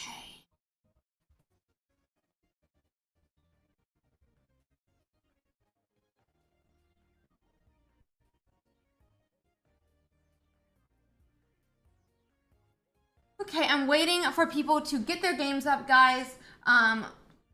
We did watch some of Rare Please's games earlier. It does look like we have... They're not started just yet. Let's see if this one's started. And we are going to be able to go on and find us a game. We're going to be watching Hamon versus Jack of Spades, which is going to be a Mewtwo EX versus a versus the Arcanine EX Moltres EX deck.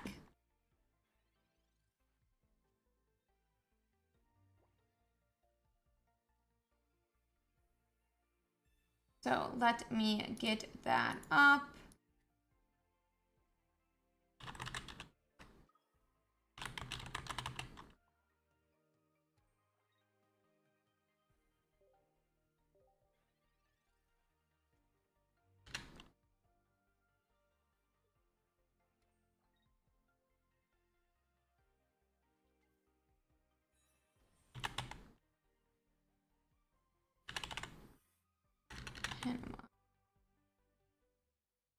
Then let me reset the score real quick, guys, and we will get into our game here.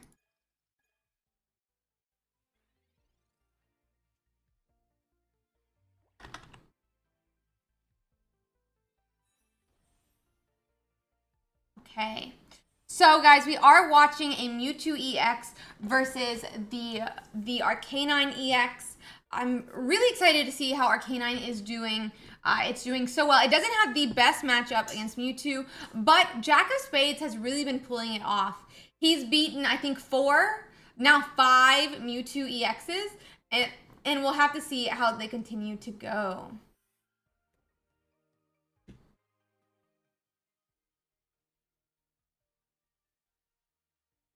Okay. So we are going to be seeing that Inferno dance here, guys. We are going to be seeing that Inferno dance here from that Moltres. We are going to be seeing if there's any energies attached. We are up to 2 energies now onto the Moltres, though. So we're going to have to see how it continues to play out here.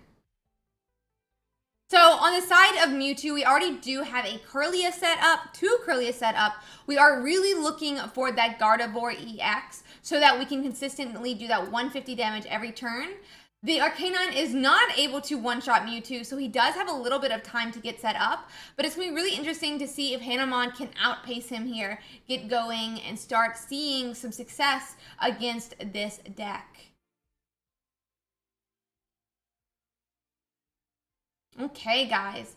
And we are going to see another Infernal Dance again. That is going to be another energy on back onto that Arcanine. That is going to officially conclude all the energy that Arcanine really needs. But the question is going to be, are we going to see any damage come down? And with this Gardevoir, we are actually going to see the ability to retreat with this Kirlia, the attachment to the Kirlia, and a retreat back to Mewtwo EX, which is going to mean we're going to see 150 damage into this Moltres, and it's going to secure the first 2 points for Hamon.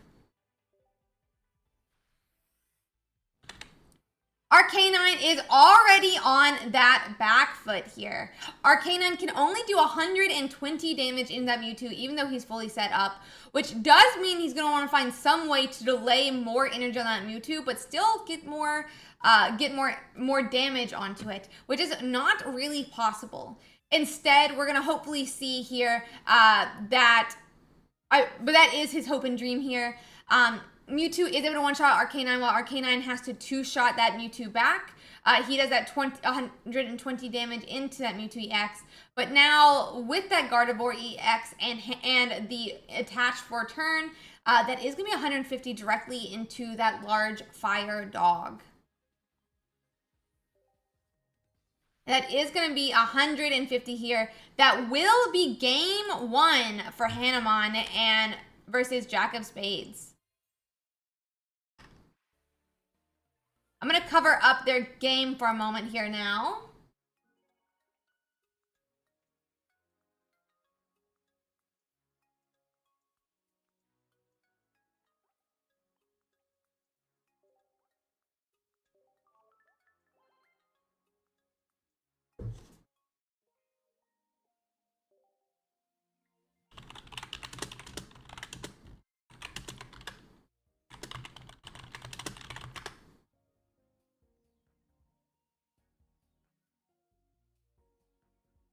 Okay, here. They are now going to go on and get started into game 2 here. We did see this last time as well, where Arcanine lost game 1, but reverse sweeped back against the Mewtwo EX in top 32. We are going to hopefully see exactly what, maybe we could see that again, but this is a lot of work that Jack of Spades is having to put in against these Mewtwo EXs to go into the next round.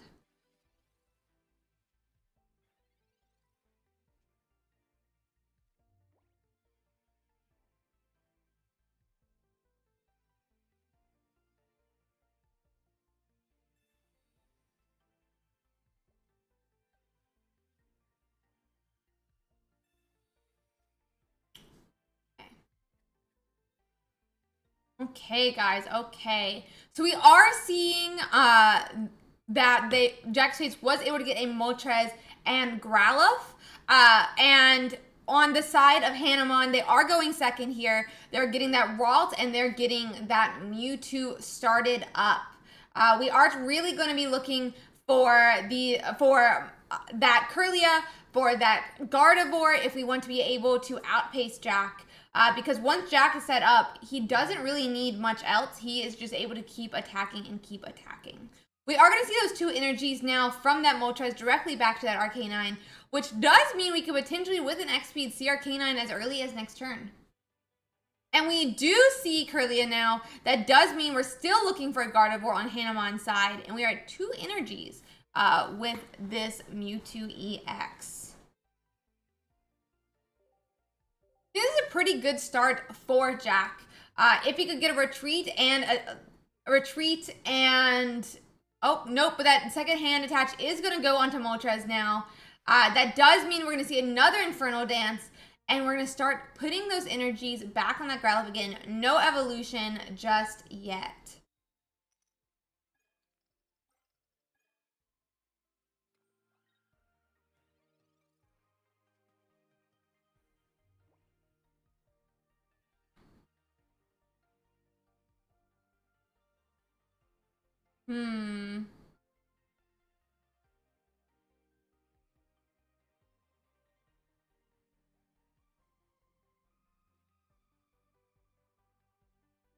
It does look like we are trying to figure out what exactly to do here, guys.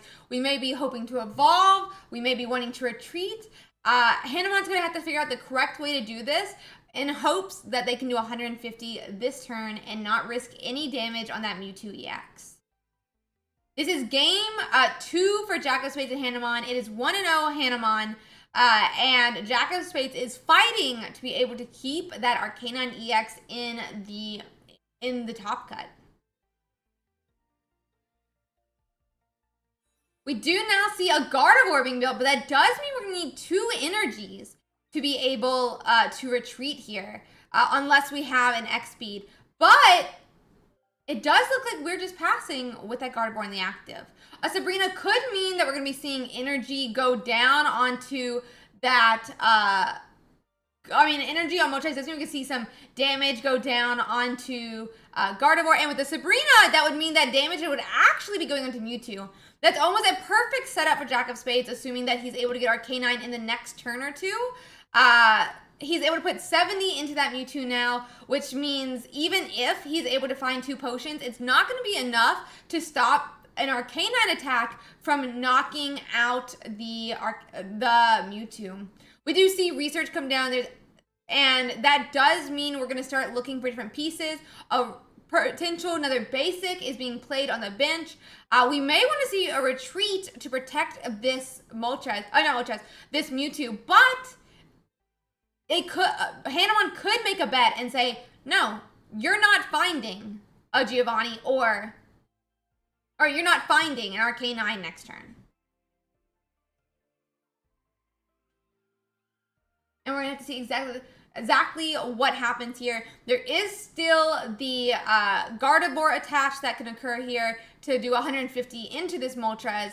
But if we see an Arcanine next turn, that could be the end of it for the spell a win for Jack.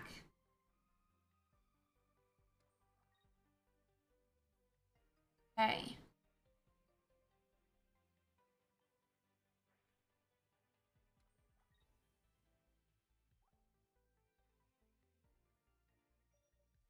And with that, we're putting 150 damage into that Moltres here. The question will be, if Jack hits that Arcanine, will we see a win for Jack? Growlithe does get promoted.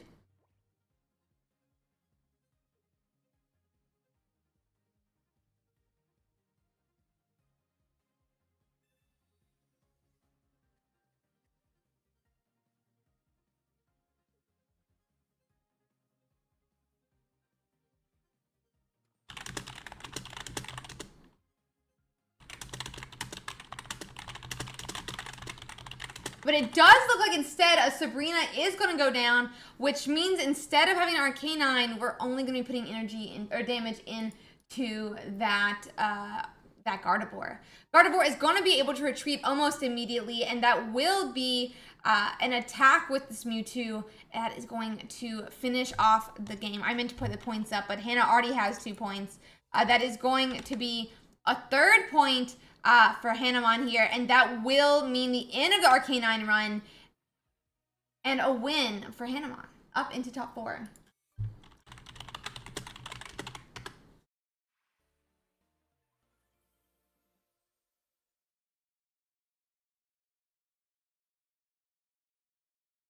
Okay, guys, let me cover up this game here. Let me see if there's another top 8 that we can watch. Let's see. We are potentially able to watch another one, so let me get that set up.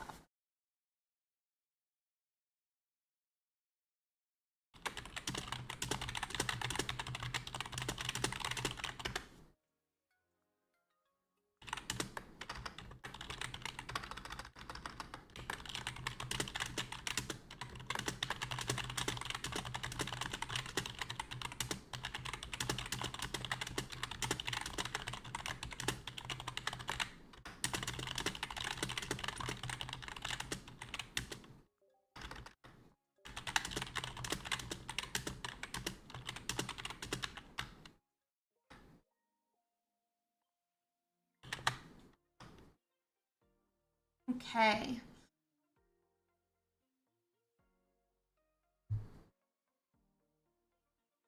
Let's see here.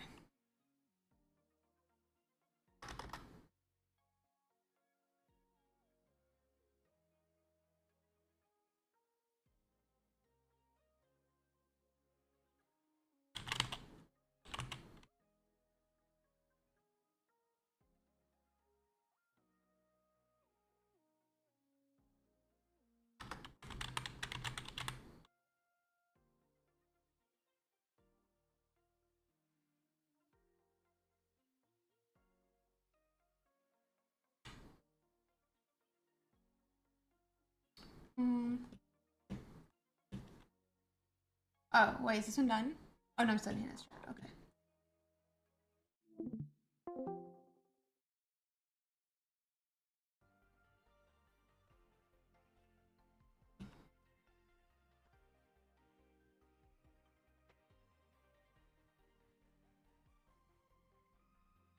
Okay, guys. We are going to be going directly into this next game now. It is still top 8. We are going to be watching Jakaria versus Rare Please. It is Mewtwo versus that Raichu Pikachu EX.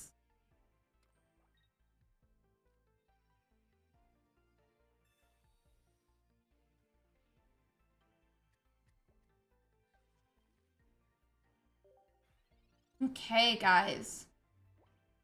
So we are seeing this Pikachu here is not able to be fully set up just yet. There's still an empty spot on Rare Please's bench, which is going to spell trouble for his gameplay if he wants to play Pikachu. But we are seeing that baby Pikachu slowly being built up for future Raichu attacks. Against Mewtwo, it is very important that Raichu is set up without a Lieutenant Sarge so that he can one-shot a Mewtwo EX with that Giovanni. It does seem that we are going to see the energy attach this Mewtwo in the active. Now, we do already have the Gardevoir built on the bench, and that does mean we're going to see 50 damage his first turn and are threatening 150 that following turn.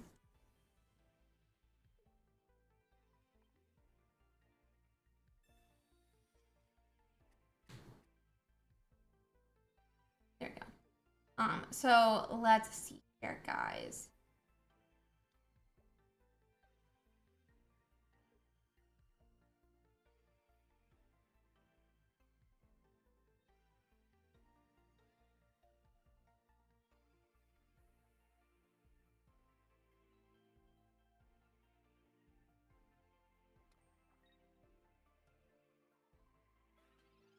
Okay, and with that, we're attaching another energy to that baby Pikachu trying to set up for a Raichu.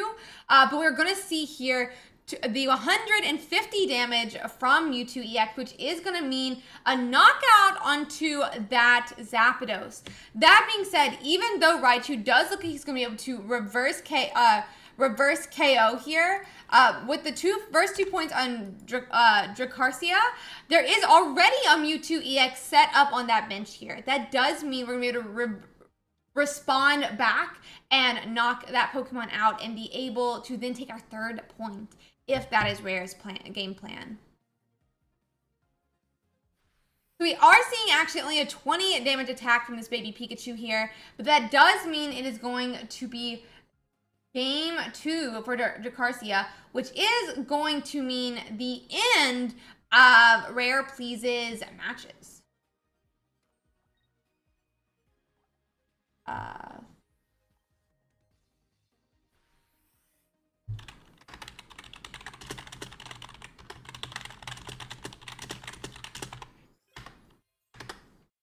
Okay, guys, that's going to be their Game 2, and that will be, it looks like, the end, basically, for our top 8 matches. They're almost, it looks like, done with the other one. So give me one moment. Oh, it looks like there might be a Game 3 as well. Let me see if I can find it.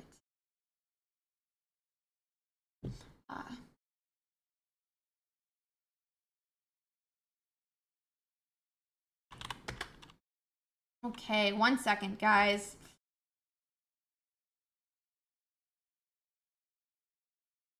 Okay.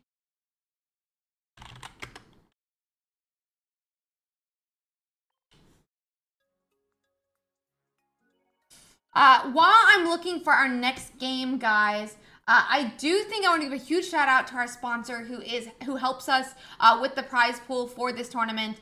XP Collect is so helpful. They really go out on a limb to help us. They support this community in such a great way with this prize pool.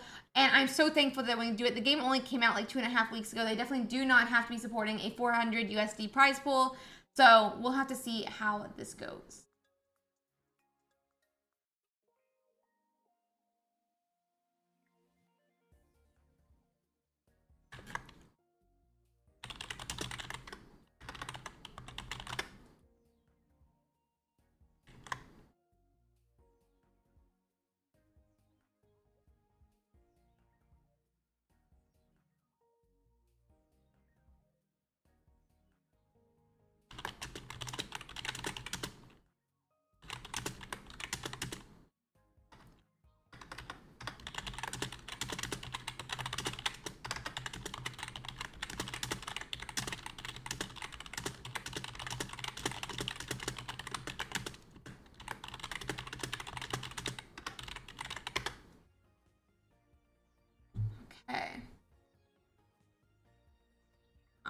quickly, guys, looking for another, like, it doesn't seem like we're gonna be able to watch that last game.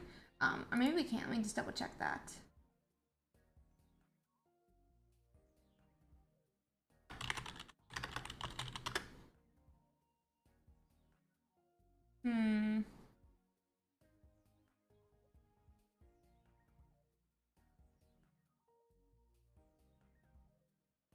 Okay. Yeah, there are,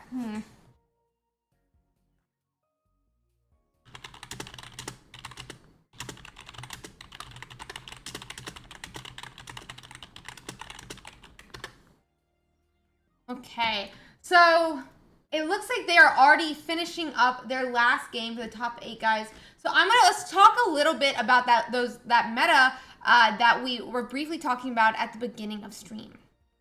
So guys, let me just refresh this so we can see how it's laid out.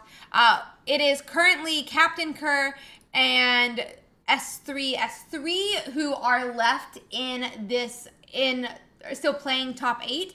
So it is both Pikachus that are going to be facing off here. That does mean we're going to have 3 Mewtwo's and only 1 Pikachu in the top 4. My plan is to stream both of the top 4 matches, so they'll be going at different times instead of at the same time, and then we'll watch the finals after that. So why don't we briefly look at really how that Mewtwo and Pikachu match up look, and which one we think might have a better chance versus Mewtwo EX. So we have a bit of some math put together over here. This is the Gardevoir decks. This is the Mewtwo Gardevoirs right here. And that is going to be the Zebstrika and the Raichu, which have a chance of winning here. Let me move the screen a little bit so we can see the Raichu.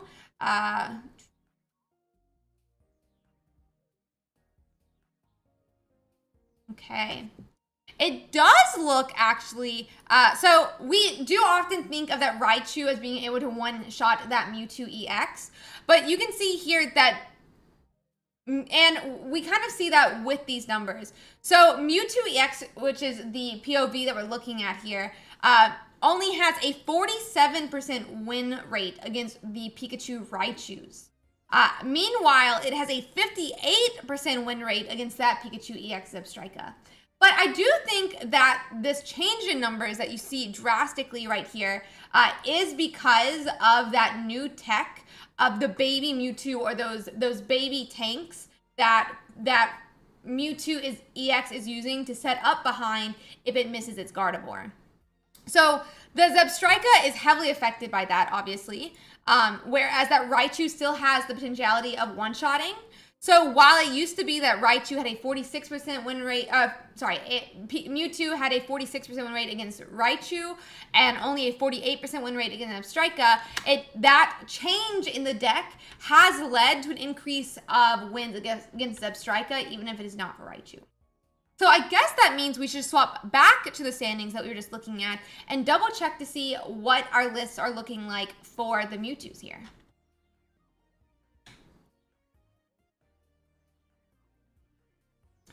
So let's see here. We can look at what is currently in the first place. So Hamon is only running a flat Mewtwo line with Kirlia and Gardevoir, which does mean that Mewtwo EX, if this is the version that ends up, let's say, in the finals or the top 4, versus that either Zebstrika or Mewtwo or Raichu, it's not going to have as good of a chance versus if it had ran that baby Pokemon. Meanwhile, if we do end up seeing it versus Captain Kerr's version of Pikachu EX, which will be with that Raichu, it'll roughly stay the same. This is an open deck list tournament, so players are able to see this exact same page like I am. Next, let's look at Daynonx.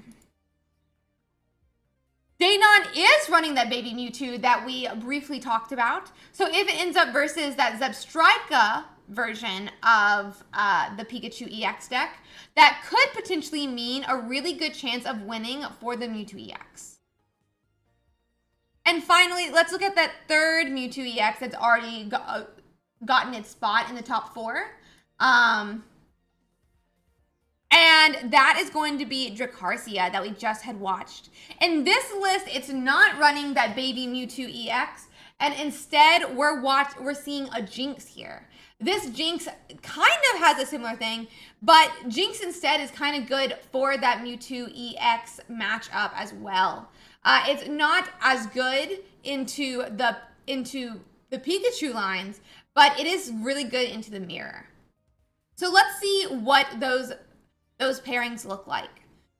Right now, we are seeing Jakaria and Daynonx matching off against each other. So Jakaria and Draconia EX are those two Mewtwo EX lists with baby Pokemon in it, which means one is running Jinx and the other is running that baby Mewtwo.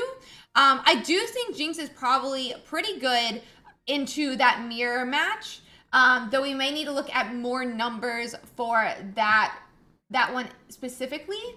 That being said, the introduction of these baby tank Pokemon like that Jinx and that baby Mewtwo do mean that we're seeing a more interesting match off versus the Mewtwo EXs, because as if they're both able to set up their Gardevoirs, then they decide and try to trade off those one pointers before they move their Mewtwo EX into the active.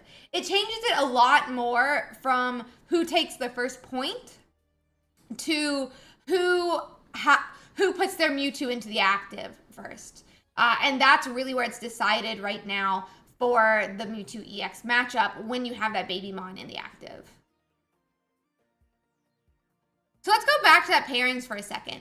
We briefly were talking about Hamon's list that is currently only running that Gardevoir and Mewtwo line. That means that no matter which Pikachu it goes against, it could potentially be facing a matchup that's really not favored towards Hamon's list. These Pikachus, before baby Mewtwo was really introduced into them, only had below a 50% win rate against the Mewtwo EXs, into the Pikachu EXs, which means since she's running that normal line here, that it could be a little bit more difficult for Hamon when they're facing off versus either Captain Kerr or S3. So we're gonna have to see how that ends up matching out. It's definitely a very difficult matchup for Mewtwo. And we often see, even in like the last couple finals, where Mewtwo ends up losing out to those Pikachus who are able to much more quickly and aggressively set up. So this is going to be an interesting final here, guys. We're going to have to see who ends up in, top 4 here, guys. Who ends up fighting between Captain Kerr and S3, and how that ends up playing out. So we are about to be at semis here. We're just waiting for Captain Kerr and S3 to finish up. There's a little bit of delay on that stream, so I wasn't, but it does look like they are about to be done, and then we will be into our next matchup. So we are very close to our semis, so we'll have to go. We'll have to see how it goes. Okay. Just refreshing here real quick, guys. It does look like their game 3 is almost complete. So yeah.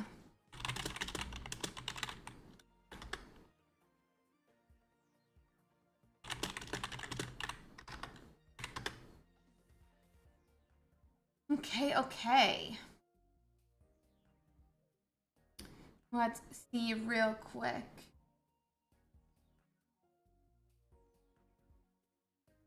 So it does look like we have finished up that last match.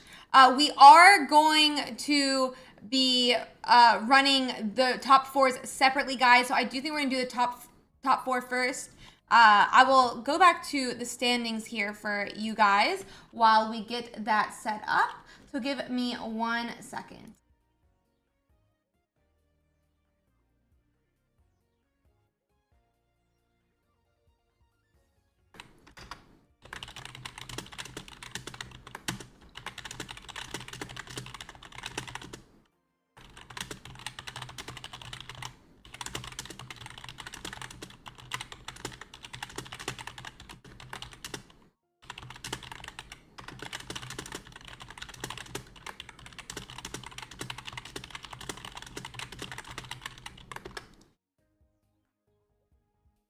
Okay, so we are going to be bringing up that top 4, guys. The first top 4 is Mewtwo versus Mewtwo.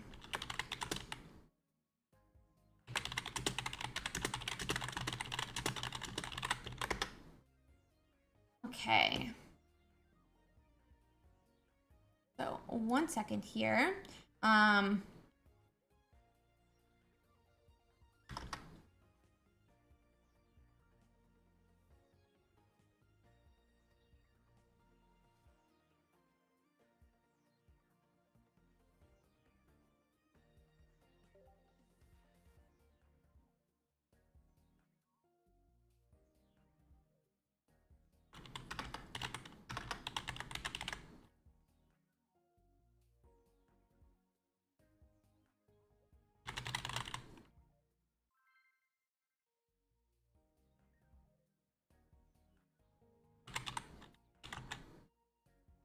Okay, guys, we are just starting up now.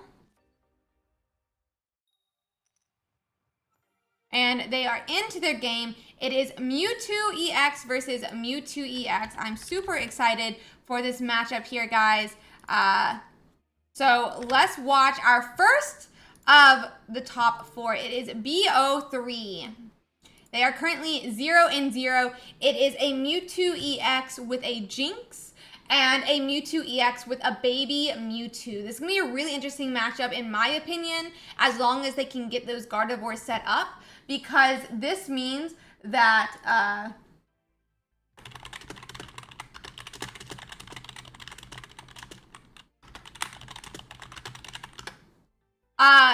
that means that they can start trading off those 1-point attackers / 1-point tanks, and that's going to mean some more intricate fights between these different Mewtwo's.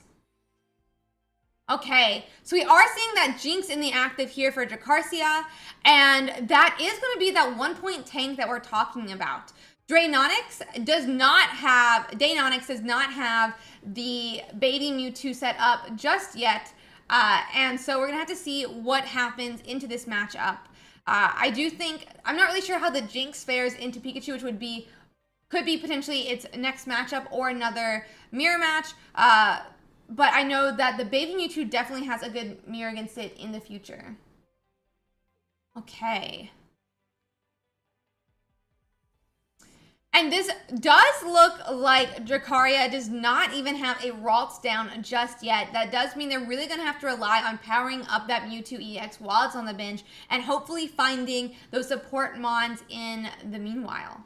Meanwhile, Daynonx is going to be looking for that Kirlia. It's going to be looking for that Gardevoir. They're going to really want to get set up and start doing 150 as quick as they can if they do not have a single one point tank to be able to stall behind. So let's see how this goes, guys. We are back on the side of Jakaria now. There's 1 energy attached to the Mewtwo for Daynonx, and it does look like we're going to be potentially retreating back with this Jinx to that baby Mewtwo, no, not baby, but that big Mewtwo EX. Mewtwo EX could potentially, oh, but we don't. We go to the Mewtwo EX that doesn't have energy on it, and this Mewtwo EX in the active is now going to be acting sort of like a tank. We're still missing that Ralts, so it's going to be really important for Jakaria, in my opinion. But if we have time, we can still go on and start making this Mewtwo EX that can start fighting from the bench. We do get that Kirlia fight. Definitely was not supposed to be called baby. Did I say baby again? The big Mewtwo EX in the bench is going to start getting powered up behind its other Mewtwo EX. On Daynonx's side, we are seeing that Kirlia being evolved now, and if we get Gardevoir next turn, we could see 150 damage coming down as early as the following turn. This is definitely going to be a very difficult matchup for Jakaria with no Ralts, no Kirlia, no Gardevoir. It's definitely going to be an issue, and it does look like we're going to see the first 2 points as very soon being taken by Daynonx. Let's see here. We do see Gardevoir come down now. It is officially going to be seen on the bench there. That's going to be able to power up that Mewtwo EX now.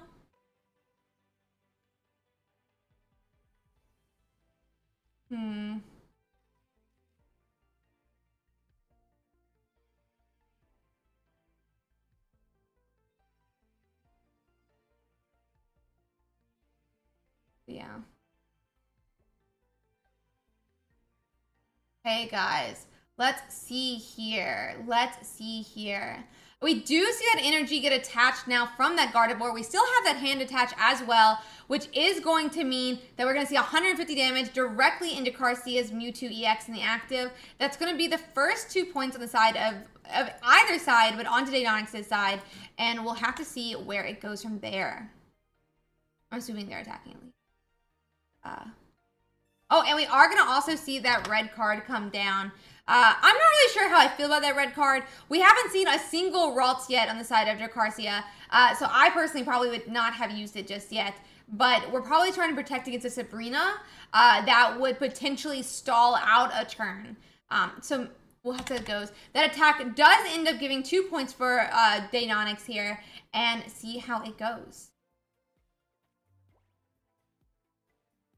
Now, with this hand attached, we are going to see 150 come down. Jakaria is going to be making that big attack into the only powered up Pokemon on Daynonx's side.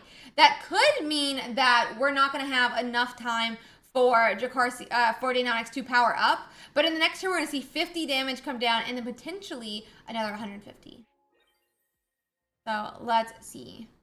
So that is going to be 2 points for Jakaria now.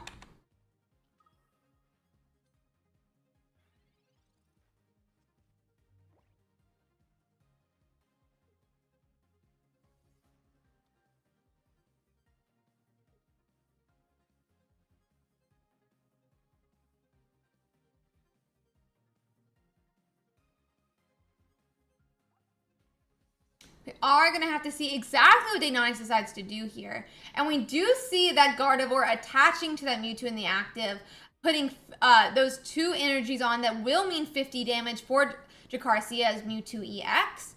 But there could be a small problem with how this is going to play out. We do see that 50 damage come down on Jakaria's now. If we have some Sabrina, we could see some type of play trying to stall out Daynonx's energies. And we do see that Sabrina come down now. That's going to mean that either Mewtwo EX or that baby Mewtwo are going to have to be pushed into the active, and with those in the active, they will have to find a way to retreat that does not actually use energy. With baby Mewtwo, he is a true retreat cost, so is that Gardevoir. If we don't have two X speeds here, this could be a problem for Daynonx. So we are going to do that 50 damage into the Mewtwo, baby Mewtwo here. Baby Mewtwo is going to need to find a way to retreat now, but Daynonx could have 2x speed, and it could would be the perfect moment to be using those now.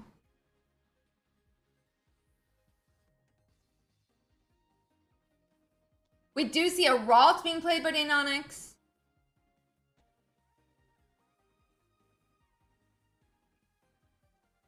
And we finally see Sabrina on Daynonx's side.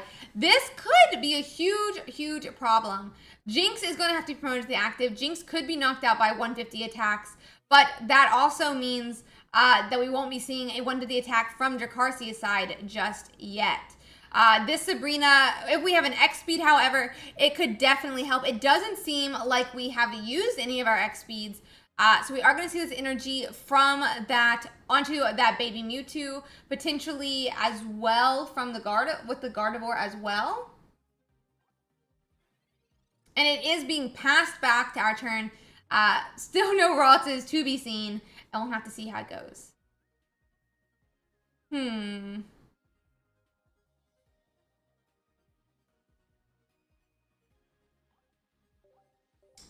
And that is going to be conceded from Jakaria here. And that will mean game 1 is going to go to Daynonx. So let's hide the game again, guys. And I will reset the points.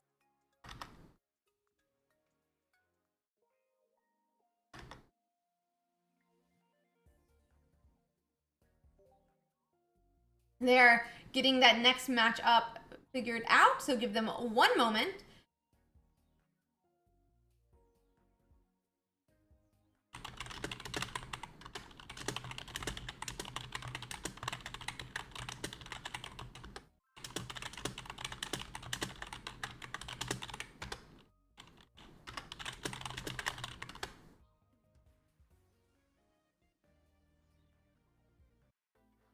Okay, and we're going into game 2. We're going into game 2 here, guys. So this time it does look like Jakaria is going to be able to find a Ralts, but we'll have to see how it continues.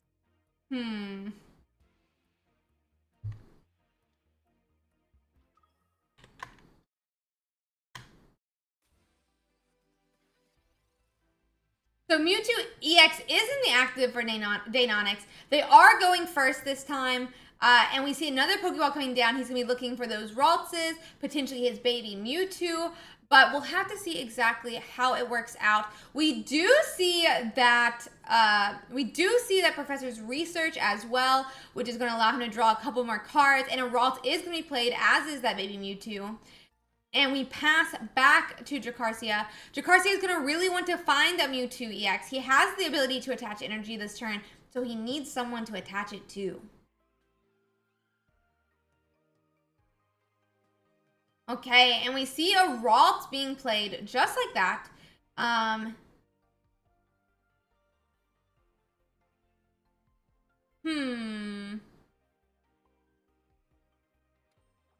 And that energy does end up going up onto that Ralt on the bench.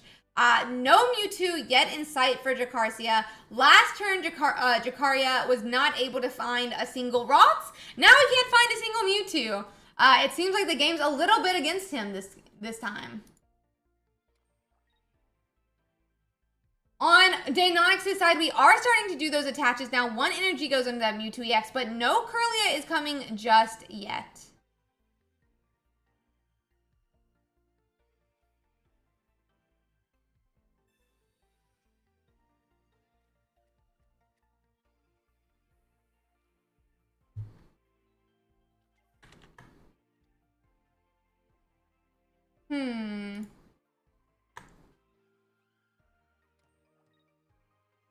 Okay, we finally do get that Mewtwo EX on Jakaria's side, but we're not able to really take advantage of the energy advantage we are given going second. As such, only one energy is on that Mewtwo, and Mewtwo EX is going to be able to attack before anyone is able. Mewtwo EX on Daynonx's side is going to be able to attack. Oh, but he's not, because Sabrina is going to come down. If we want any damage to be seen on the bench just yet, we are going to go on and need to see what is put forward, and they're going to need X speeds to retreat. That is the baby Mewtwo put in the active, which is not the worst choice. It does mean unless there's 2 X speeds, there's going to be no attacking this turn, but that could be that is what baby Mewtwo is often there for, to be able to tank some attacks, and he's finally getting to see his use.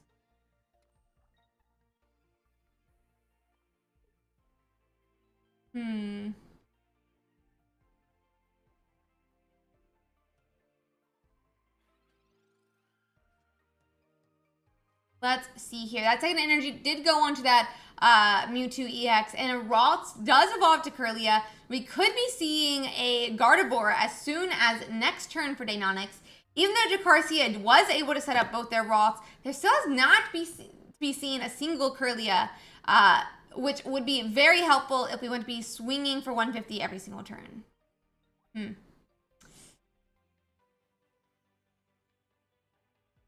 So let's see here.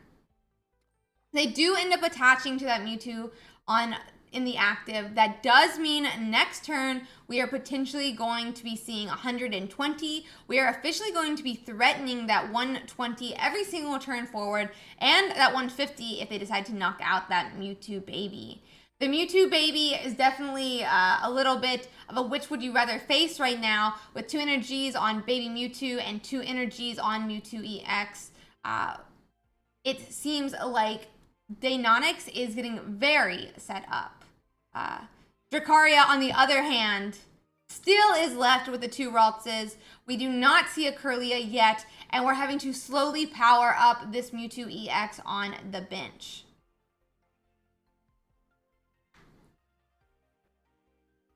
That is going to be another energy from Mewtwo EX. We're using these Raltses kind of just to tank, but both sides are kind of stalling with these Pokemon stuck in the active. And without Jakaria finding a Gardevoir, this slow start is definitely hurting. We are definitely now going to be having that baby Mewtwo fully powered up more than likely by that Gardevoir EX, and that's going to be 120 into only a 60 health Ralts. Let's see. That is going to be 120, which does mean 0.1 is going to go into Daynonx. Jakaria is definitely going to be trying to hit here, but the problem is even if we swing for 150 this turn, we're going to be knocked out potentially by that other Mewtwo EX. So we do end up promoting this Ralt into the active, but I'm not really sure what type of game plan Jakaria has to come back here with.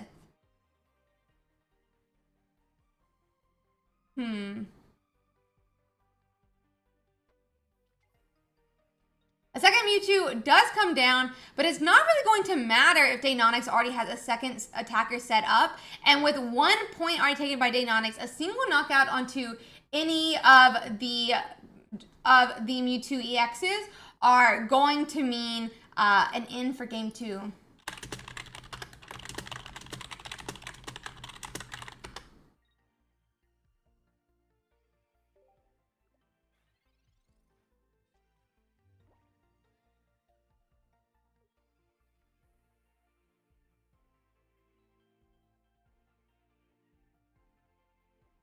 Here.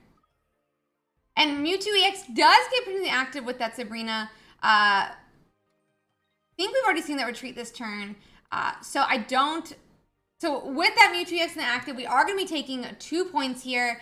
And that will be game for Daynonx. That is going to be game 2, and we're going to see a win here. That means Daynonx will be in the finals, and we are going to be going to our second match now between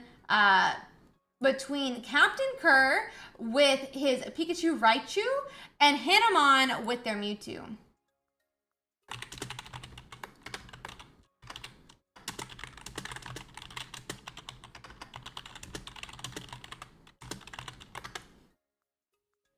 Oh, let me go in and cover up their chat. My bad.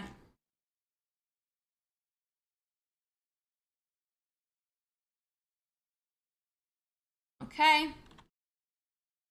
Go on and get set up now.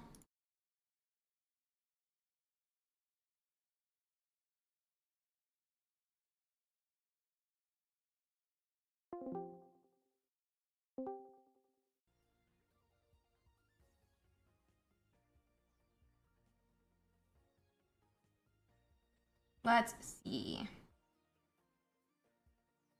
Okay. So we are going to have that game basically already set up here, guys. I'm going to need a moment to let them get going so that no passwords are shared, and we can go from there.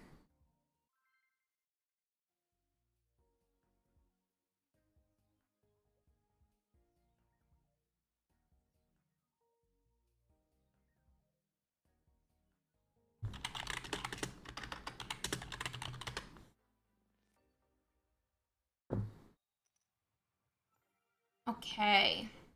We are going to go on and start up now, guys. We are going into our second top 4. It is another Mewtwo. It's Mewtwo EX versus Pikachu and Raichu EX. It is Captain Kerr versus Hamon. Hamon is running that very straightforward Mewtwo EX, just Mewtwo EX, just that Ralts, Kirlia, and Gardevoir. And on Captain Kerr's side, we're seeing the Raichu variant of Pikachu. So, oh, I forgot to wipe the board. Sorry about that, guys. Okay.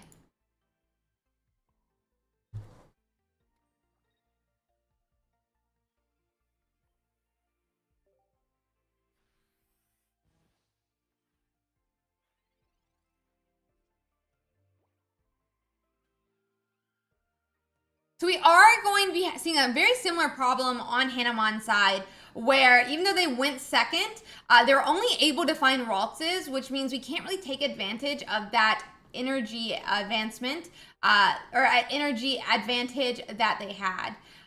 Meanwhile, Pikachu on Captain Kerr's side, he doesn't have a single other basic yet down. Even if Pikachu EX does see an energy attachment here, he will not be able to do any damage. A Mewtwo EX does come down the side of Hamon, but both sides seem to be very having a hard time getting what they need. Captain Kerr needs a lot more electric basic Pokemon. And on the side of Hamon, we're needing Kirlia. We're needing Gardevoir. We need to get set up so we can take advantage of how slow Captain Kerr is going right now. So let's see.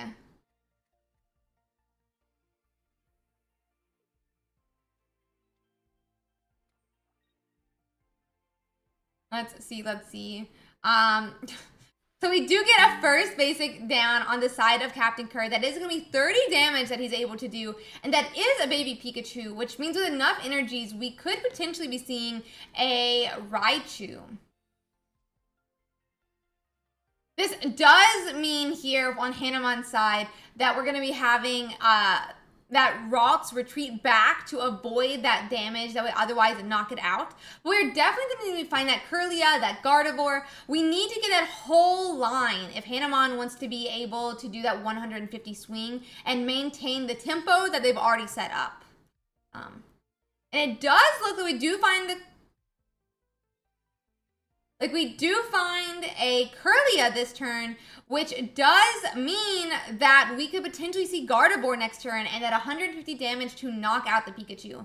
Pikachu still needs a lot of pieces, and Pikachu cannot one-shot the Mewtwo EX. That being said, a Sabrina could take the first point. I wouldn't be surprised if from a Sabrina that Hamon does decide to put up that hurt Ralts so that they can preserve that Kirlia that would otherwise be able to be a Gardevoir next turn. Raichu does come down on the side of Captain Kerr. He could potentially, with a Lieutenant Sarge, do 140 damage this turn. Still not enough to one-shot.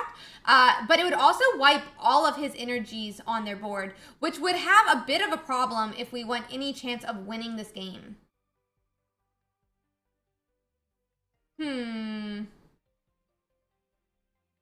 It seems like we're having a lot of questions. Both players are definitely not having the best time in their game. Hamon has recovered from that slow start, but Captain Kerr still has a lot to do. That XP does come down now, which means Pikachu is going to go to the bench, but do we see a Lieutenant Sarge?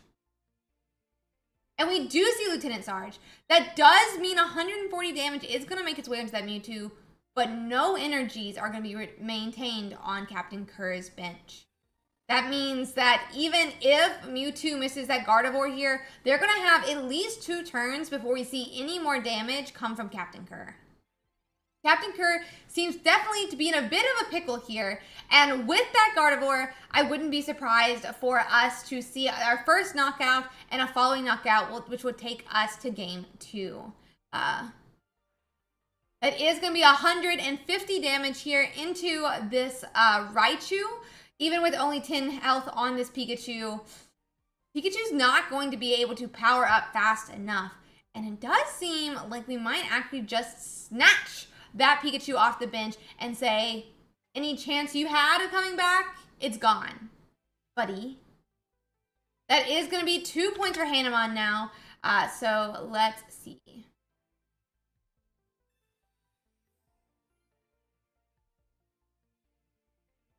Okay. Buddy. And that is 2 points for Hamon now. Raichu will be in the active. Definitely a very difficult brick for Captain Kerr to come back from.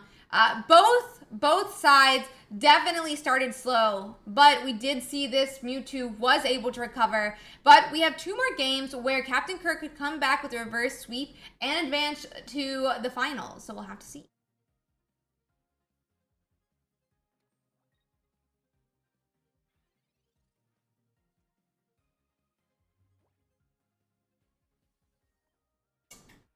And this is going to be the final point for Hamon now. That is going to be all Hamon needs to secure game 1 of their top 4 match. I'm going to hide the screen again, guys, while we get this set up. So give me one moment. I'm going to go in and clear Hamon's score, and we're going to watch how game 2 goes.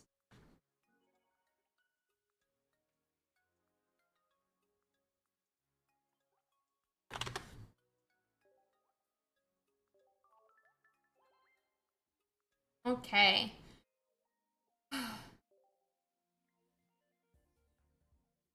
So they are getting into their next match now, guys. We're going to bring that back up.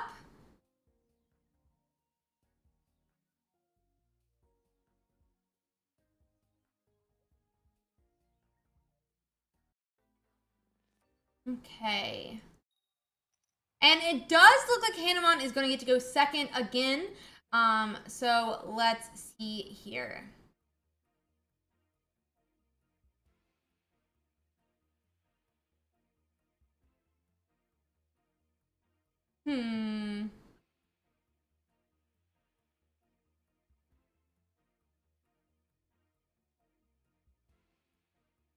Okay.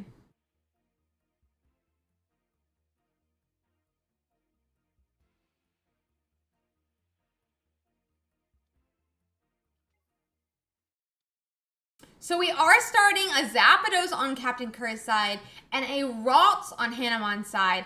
Captain Kerr is going first. It does look like we're going to see more Mons this time. A Pokeball does come down, which does to me say there's not a research to be played. So we are going to be seeing that Mewtwo EX come down now, and we are seeing a research. We're going to be digging into that deck. Hamon really needs to get that Kirlia, really wants to get that Gardevoir if they want any chance of winning this matchup. We did see a great game 1. Let's see how game 2 goes. We do see that Mewtwo EX like we talked about, but we're still going to need Kirlia. We're still going to need Gardevoir if we want to secure this win and advance to our finals.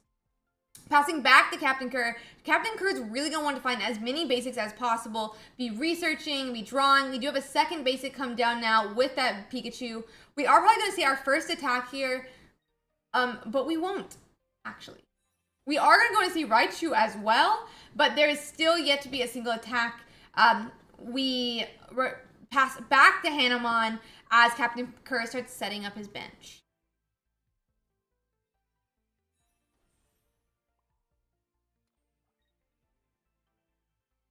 Hamon does attach their second energy now to that Mewtwo EX.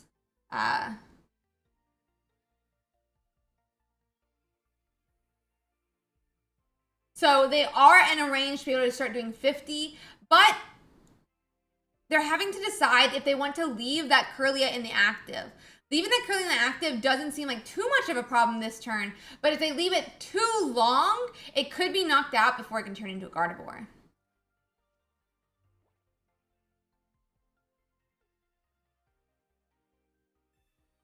That does look like Captain Kerr is going to get his last electric basic that he was looking for. That's really what he needed. And it is another baby Pikachu. We are going to see another energy attached to that Raichu. And Zapdos is just holding firm in the active. If we have an X speed here in Gardevoir, Hamon could potentially go on and KO the Zapdos. A retreat is coming down from that Kirlia, but is there a Gardevoir? Gardevoir is the last piece that Hamon needs to be able to attack for 150, and they do find that 150 just like that. Gardevoir will now be attached, and with the hand attachment, Hamon will do 150 damage directly into Zapdos. The real question is there a Giovanni for Captain Kerr to wipe the energy off of Hamon's board? It is going to be 2 points for Hamon now.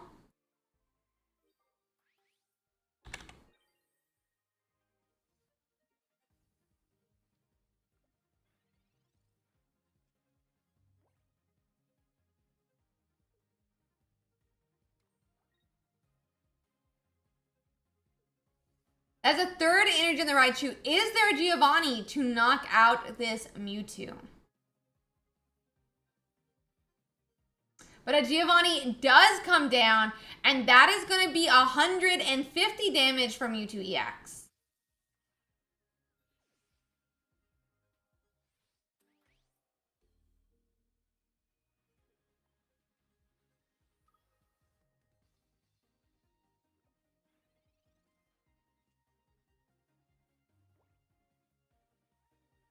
And with the Gardevoir, we do still see another 50 damage. But I'm not sure Captain Kerr is going to be able to power up a second Pokemon in time to knock out this Mewtwo, which does still seem that we're going to be having a little bit of a game, no game 3, but we're going to have to see if somehow Captain Kerr does manage to pull out the win. Captain Kerr does go on and see that 50 damage onto his Raichu here.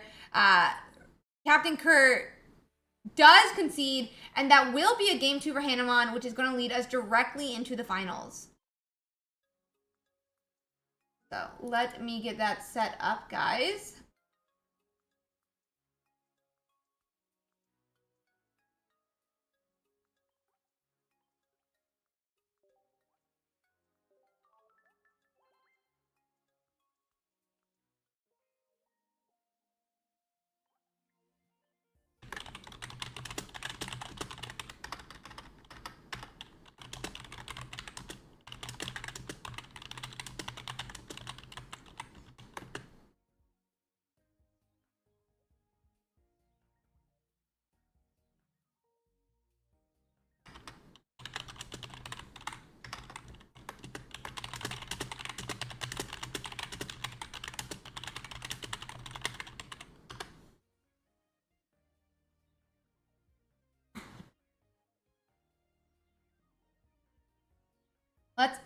Let's see here.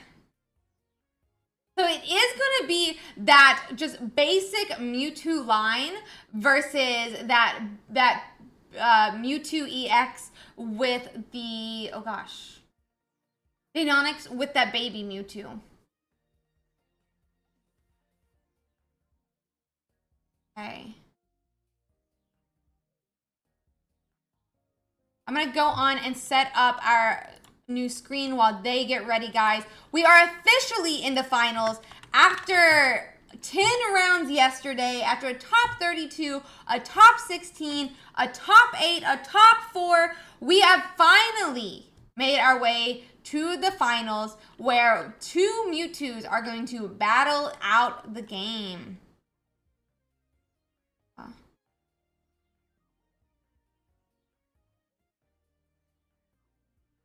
Okay. Let me just clear the scores and we can immediately go in.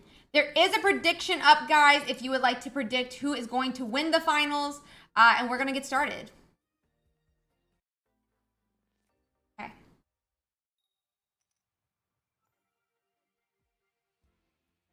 Okay. So it is 2 Mewtwo's versus each other. It is Daynonx with Mewtwo and Baby Mewtwo, and it is Hamon with that normal Mewtwo EX, very vanilla line, just Mewtwo EX and Gardevoir. Let's see here. Daynonx does get to start his baby Mewtwo in the active. He's looking for those other pieces, though. He wants a Mewtwo EX to power up. He wants those Raltses. He wants those Kirlias. He wants those Gardevoirs. And Hamon's going to have a very similar turn next turn. Daynonx does find that Mewtwo EX and that Ralts, but because he starts first, he does not get to attach energy. Hamon's going to be looking for those Raltses, going to be looking for those Kirlias, getting their hand ready to be able to steamroll Daynonx now. Okay, here, guys. And it is going to see a red card come down. Hamon does not want to have any chance that Daynonx has those evolution Pokemon. Because Daynonx was able to research, there's a good chance that maybe he already has that Kirlia. He maybe already has that Gardevoir. And so that red card's going to come down to try to cut out the chances for that. Hamon does get at Ralts and Kirlia, not Ralts and Kirlia, that Ralts and that Mewtwo down. But Daynonx, even though he attaches, has no Kirlia to be seen. Meanwhile, Hamon here is going to be Sabrinaing, it looks like, pulling forward either that Ralts, either that Mewtwo. But to be fair, Ralts will be safe from any Giovanni that Sabrina does stop it, and we're going to have to see how it goes.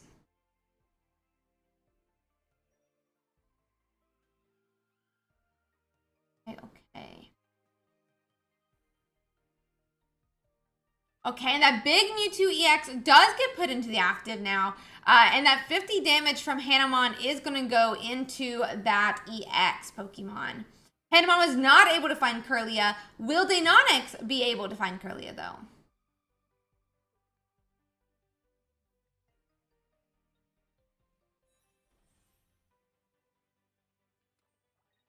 A second energy is down, and Kirlia is found, meaning Daynonx is on the path to getting that Gardevoir build, and without a second Mewtwo EX on Hamon's side, this could be a bit of a problem.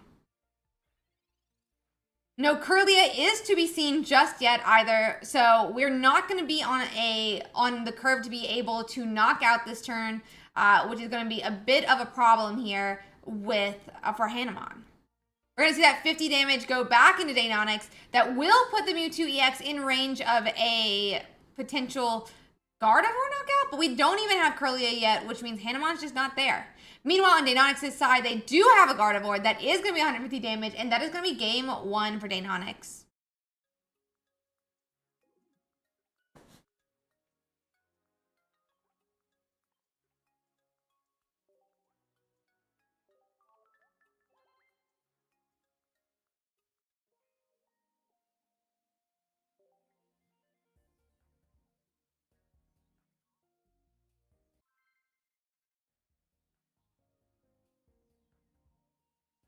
Okay, and we are going to go into this next game, guys.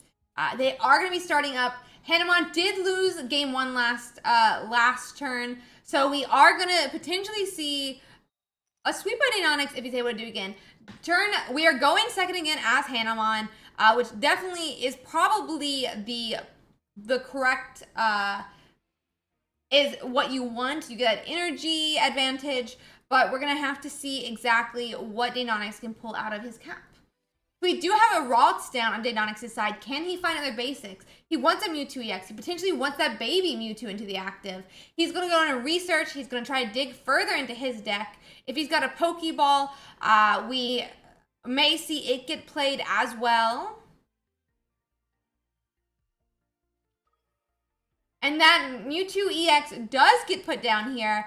Daynonx is able to find both pieces that he really, really wanted this turn, and now onto Hamon. Hamon's going to want to find at least one Ralts, potentially another EX, and it does look like we're going to find the basics that we need here. That Ralts does go down, but Hamon really needs a Kirlia next, or really needs a Gardevoir the following turn if he wants to win.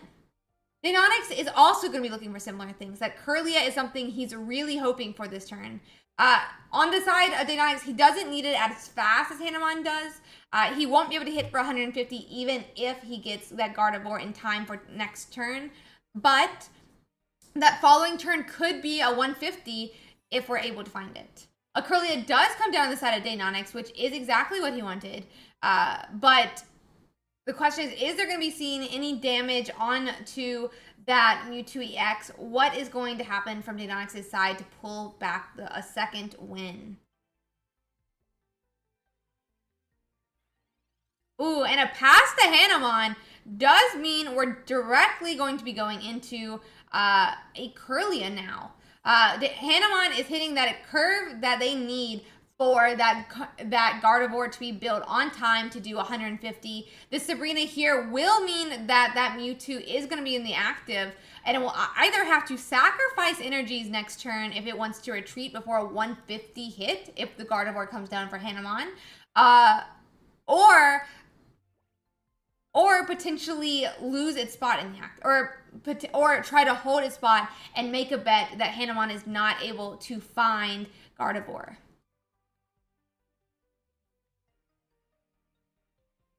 Hamon honestly took zero risk by getting this Mewtwo in the active here. It max does that 50 damage we talked about, but a Sabrina is going to come down, which is going to potentially put a hamper on the energy that Hamon wants to find.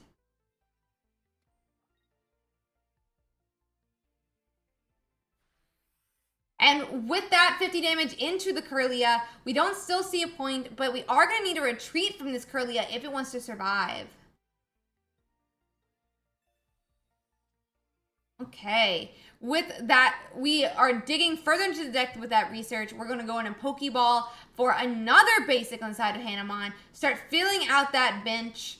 And we are going to see it get put down. But do we have an X speed that could potentially pull this Kirlia out of the active? Do we have a Gardevoir? This is what we really want here.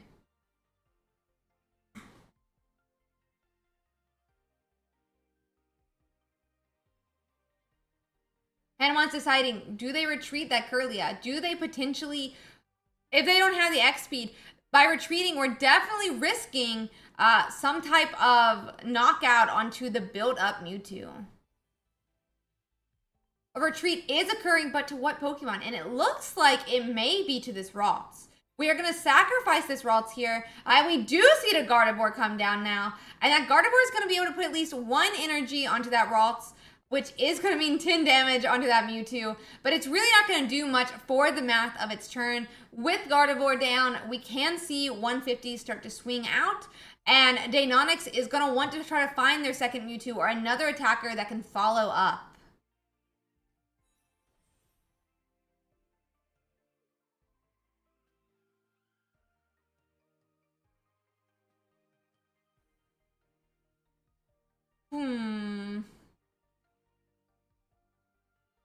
What is Daynonx going to do now, guys? He needs to find, he does get a second Kirlia, but he really needs to find another Mewtwo EX. His Mewtwo EX could potentially be knocked out in the following turn. And so it does look like he is going to be retreating back to the bench. He's going to be hiding behind this Kirlia. That does mean he has to waste one energy, but he is going to be able to go in and hand attach, meaning if we have a Gardevoir the following turn, we could still do 150 damage.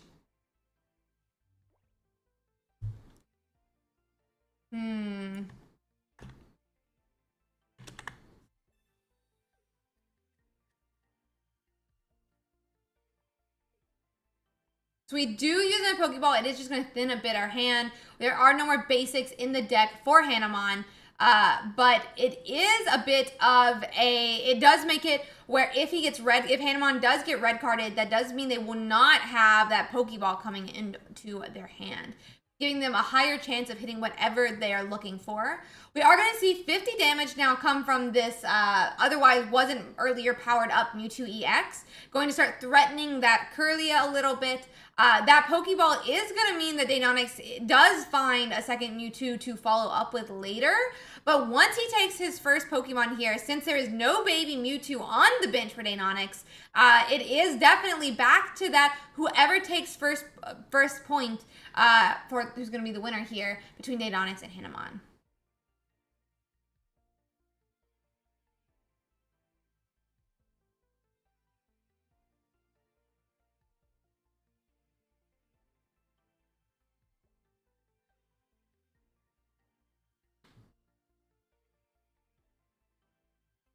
Okay.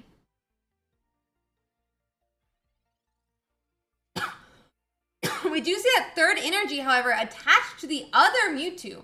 This gives me an idea he doesn't really have that Gardevoir in hand or any hope to find it. I kind of would have thought that he would have started powering up that second Mewtwo, but we are going to see here another 50 damage go into that Kirlia, and that is going to be a first point for Hamon, which does mean if Hamon knocks out a Mewtwo EX, they're going to win. This Mewtwo EX coming up from the bench is potentially going to be doing 150 damage here, assuming that they decide to swing like that. They swing with, attach that fourth energy and do 150.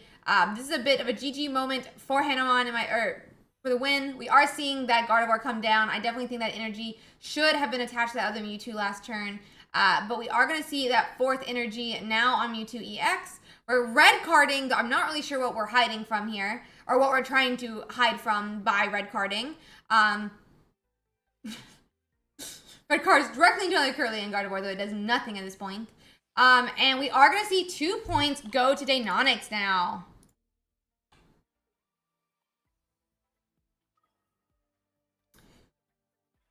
With another Mewtwo inactive, this is going to be a 150 swing from Hamon, taking the last 2 points needed to secure their Game 2 win in the finals. This means we're going to a Game 3, guys. The finals will be decided in Game 3 between Daynonx and Hamon. They are definitely playing these Mewtwo EX decks to their fullest, and it is great to see such great players on this really powerful deck. Okay, I'm going to let them get their third game going, guys, and we will be hopping into Game 3.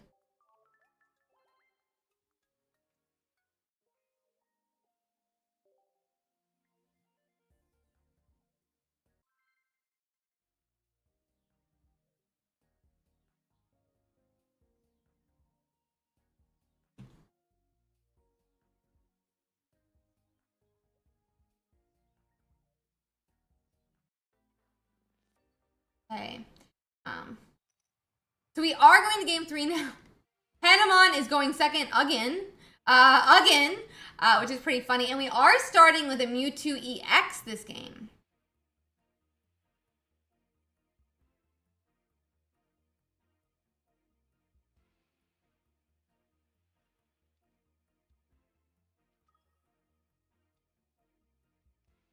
This is definitely some excellent gameplay from both Hamon and Daynonx.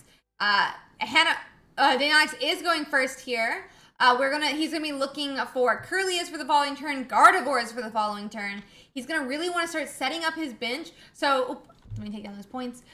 So that he can capitalize on any misplays that Hamon makes. We do see a Pokeball come down. That is going to mean that we see that baby Mewtwo getting played now. And on the side of Hamon, we're going to have to find Raltses. We're going to need to find those Curlios, those Gardevoirs. But it does seem like this Pokeball comes down in our favor, which does mean we are 66% chance Ralts with this Pokeball. That is going to be enough here to get those basics in the bench spots that they need. We also see a research come down now. We're starting to dig into this deck. We're looking for those Curlias. We're looking for these Gardevoirs. If Hamon can follow that curve of Curlia next turn, Gardevoir the following one, that is going to be a 150 swing that Hamon can do into Daynonx's Pokemon and hopefully get them set up to take Game 3. Daynonx does start their energy attaches now. They're powering up that Mewtwo EX, but they're definitely behind on energies because of the going first.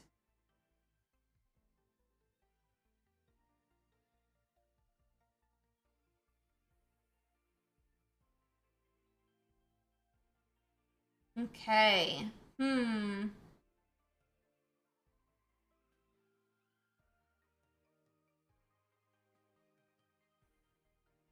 Right here.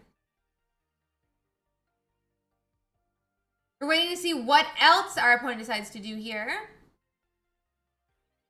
And it is now past the Hamon for their next turn. We are looking at Curlia, as we mentioned. We're wanting to follow that curve of Curlia, then into Gardevoir. We do see another attachment onto that Mewtwo EX here, and that is going to be 50 damage that can do. If we can find a Gardevoir for Hamon, that will be 150 damage next turn. The question is, does Daynonx want to take that bet? If they keep their Mewtwo EX in the active, they could lose their huge attacker before it has time to really swing back into Mewtwo EX. Meanwhile, they are going to go in Pokeball. They're going to look for more of their basics, thin their deck out, try to find that Curlia that they were not able to find last turn. It is a Mewtwo EX that they're going to put down here. Is there a research to help them dig further in their deck to find that evolution Pokemon? But we are going to see an X-Speed instead, and this X-Speed does mean that Mewtwo is going to be able to hide back on the bench. We're promoting that baby Mewtwo EX, and that means we are going to try to stall. We do have a red card come down, putting back two Sabrinas, a Giovanni, and an X-Speed back into the deck, and Hamon will now draw those 3 cards and will go back to their turn. 1 energy was put on that fully powered up Mewtwo EX last turn as well.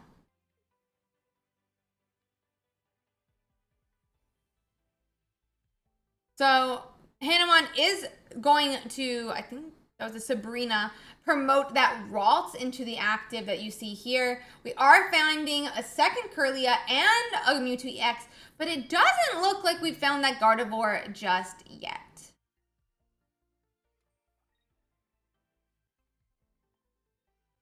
Okay, and with a third energy attached, we're going to be putting 50 damage into that Ralts.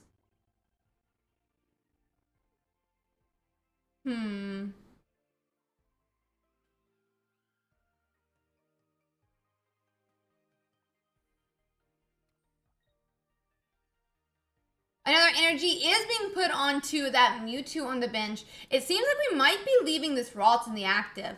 Putting that Ralts in the active is a sacrifice a little bit on the side of Daynonx. That does mean they're going to be giving up any chance of hitting Gardevoir in the next 2 turns. So that could be a bit of a painful moment for Daynonx. Any chance of being able to do 150 after 150 would be lost. But we do keep that Ralts in the active, and we're going to go on and probably swing for anywhere to 150 to 50. 150 to 150. A third energy, that fourth energy is going to be attached to that Mewtwo on the bench now. Start powering up their second attacker, and that means 50 damage is going to finally knock out that Ralts, and there's no chance for the Mewtwo here to be doing 150 this turn. I wouldn't be surprised if we're seeing that baby Mewtwo being promoted. When we do see that baby Mewtwo promoted, we are going to continue to try to stall out this fight. Daynonx does not want to have to sacrifice a Mewtwo EX just yet. They play another Ralts, which does mean 2 turns until a potential Gardevoir, but it's also protection against a Sabrina. We're going to go on and pass now back to Hamon. And we do finally find that Gardevoir. This is a little bit of a game over for Daynonx. We're going to see that energy attached with that Gardevoir to the Mewtwo in the active. And the Mewtwo on the bench is going to be able to get its second energy, meaning it can do 150 next turn as well. That is a Game 3 win for Hamon and a win for the entire tournament. Huge congratulations for Hamon for this exciting win. I am so happy that we got to see such awesome games between these Mewtwo EXs. They were so awesome to see play, and I'm so glad we got to watch their games, guys. So exciting. Absolutely a blast to watch. I'm so glad that we got to stream these fantastic games. They were honestly, I think it's really awesome to watch some of these Mewtwo's play out their mirror matches. It can be a little bit difficult trying to figure out where to exactly power up the energies as both decks have a standoff against each other, figuring out where the correct place is to put them, where they can go next, and things like that. One moment, guys. I do think this is I want to give a huge shout out to our winner now. Hamon absolutely destroyed that finals with a 2-1 versus Daynonx, but they made such a huge push through the Swiss rounds and now through that top 32 as well. Absolutely crazy to watch. There were so many awesome decks that we got to see this tournament. It was insane. That being said, thank you, Hamon, so much for playing. Thank you so much, Daynonx, for playing. Again, a huge shout out to our winner here. And I also want to do a huge shout out to our sponsor, XP Collect, for being willing to sponsor the prize pool for this tournament. This tournament was for a 400 USD prize pool. Our first place, Hamon, will be receiving 150 USD. Second place was 60. Third and fourth place was 135. 5th through 8th place got 60, and 9th place to 16th place all got $5 each. We're only able to do this type of support for the community because of our sponsor. So a huge shout out to our sponsor, XP Collect. They sell a lot of the physical cards. They take pre-orders for the different expansions of Pokemon the card game, and they're definitely someone that you can check out and decide to buy cards from if you decide that. That being said, I also want to thank all of our competitors here because we would not have been able to have such an awesome tournament if it wasn't for you guys and our viewers here who watched day 2, watched day 1. Thank you so much for watching. Thank you so much for tuning in. tuning in and hanging out with us these last 2 days. And thank you so much for everyone who played these last 2 days. I also want to give a huge shout out to our mod team on both YouTube and Twitch who helped keep the streams under wraps, and our judge team who did such a great job at keeping this tournament running very smoothly. Absolutely insane. I only get to have such an awesome broadcast because of the support group of my mod team and my judge team that really help out and allow me just to broadcast and stream and not be having to deal with all the different judge calls and things like that. Again, huge congratulations to our first place Hamon, second place Daynonx, and all of our competitors here. I also want to say, guys, if you enjoyed this tournament, we do have a tournament already set up for you to play next week. We have the signups are already open. It does seem like Nightbot is not being helpful on YouTube, so let me drop that in the YouTube chat as well. I'm not sure why Nightbot is not doing commands there, but hopefully we'll get that set up for next week. We will, for sure. Don't worry. So thank you guys so much for watching us. But if you enjoyed this, please go on and sign up to play in next week's tournament. We have a cap there right now. I'm not sure how high we're going to be putting the cap by the end of the week, but you need to sign up now to make sure you assure your spot. That being said, guys, I also want to say you should definitely make sure to follow the Twitch stream, the YouTube stream, whichever one you are watching from. Go and subscribe to YouTube, follow on Twitch so that you know whenever a stream goes live. I stream, for those who don't know me, I'm Ursi. Hi. I'm Ursi. Hi. I stream Pokemon Pocket 7 days of the week. We currently have a weekly tournament that you guys got to watch here right now. We'll have one again next Saturday, but I do stream every single day of the week.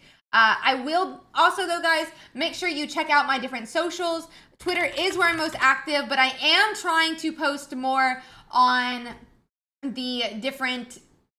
Nightbot, are you still not going to be doing your work? Dude, Nightbot's not doing anything on YouTube. My Nightbot is so much, like, more productive on Twitch.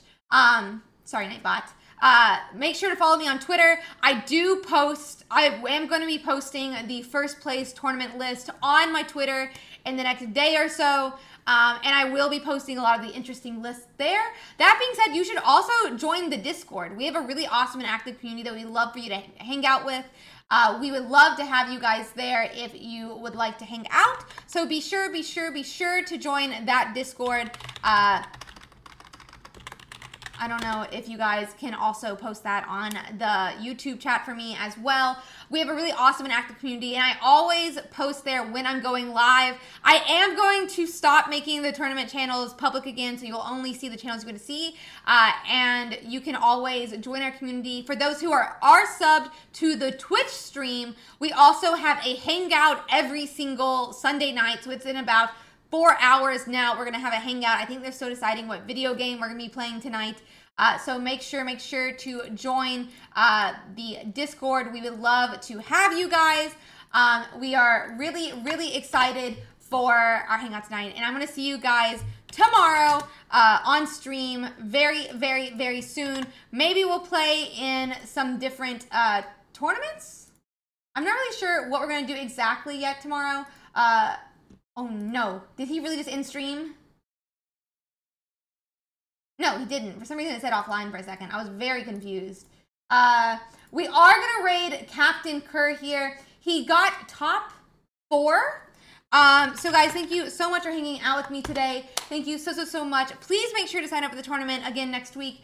Please make sure that you are following the different socials so that you can see everything, and make sure you're joining the Discord so you never miss a single going live. Thank you guys so much for hanging out, and I'm going to see you guys again tomorrow. Maybe early morning stream, not really sure, but I'll see you guys then. Bye-bye!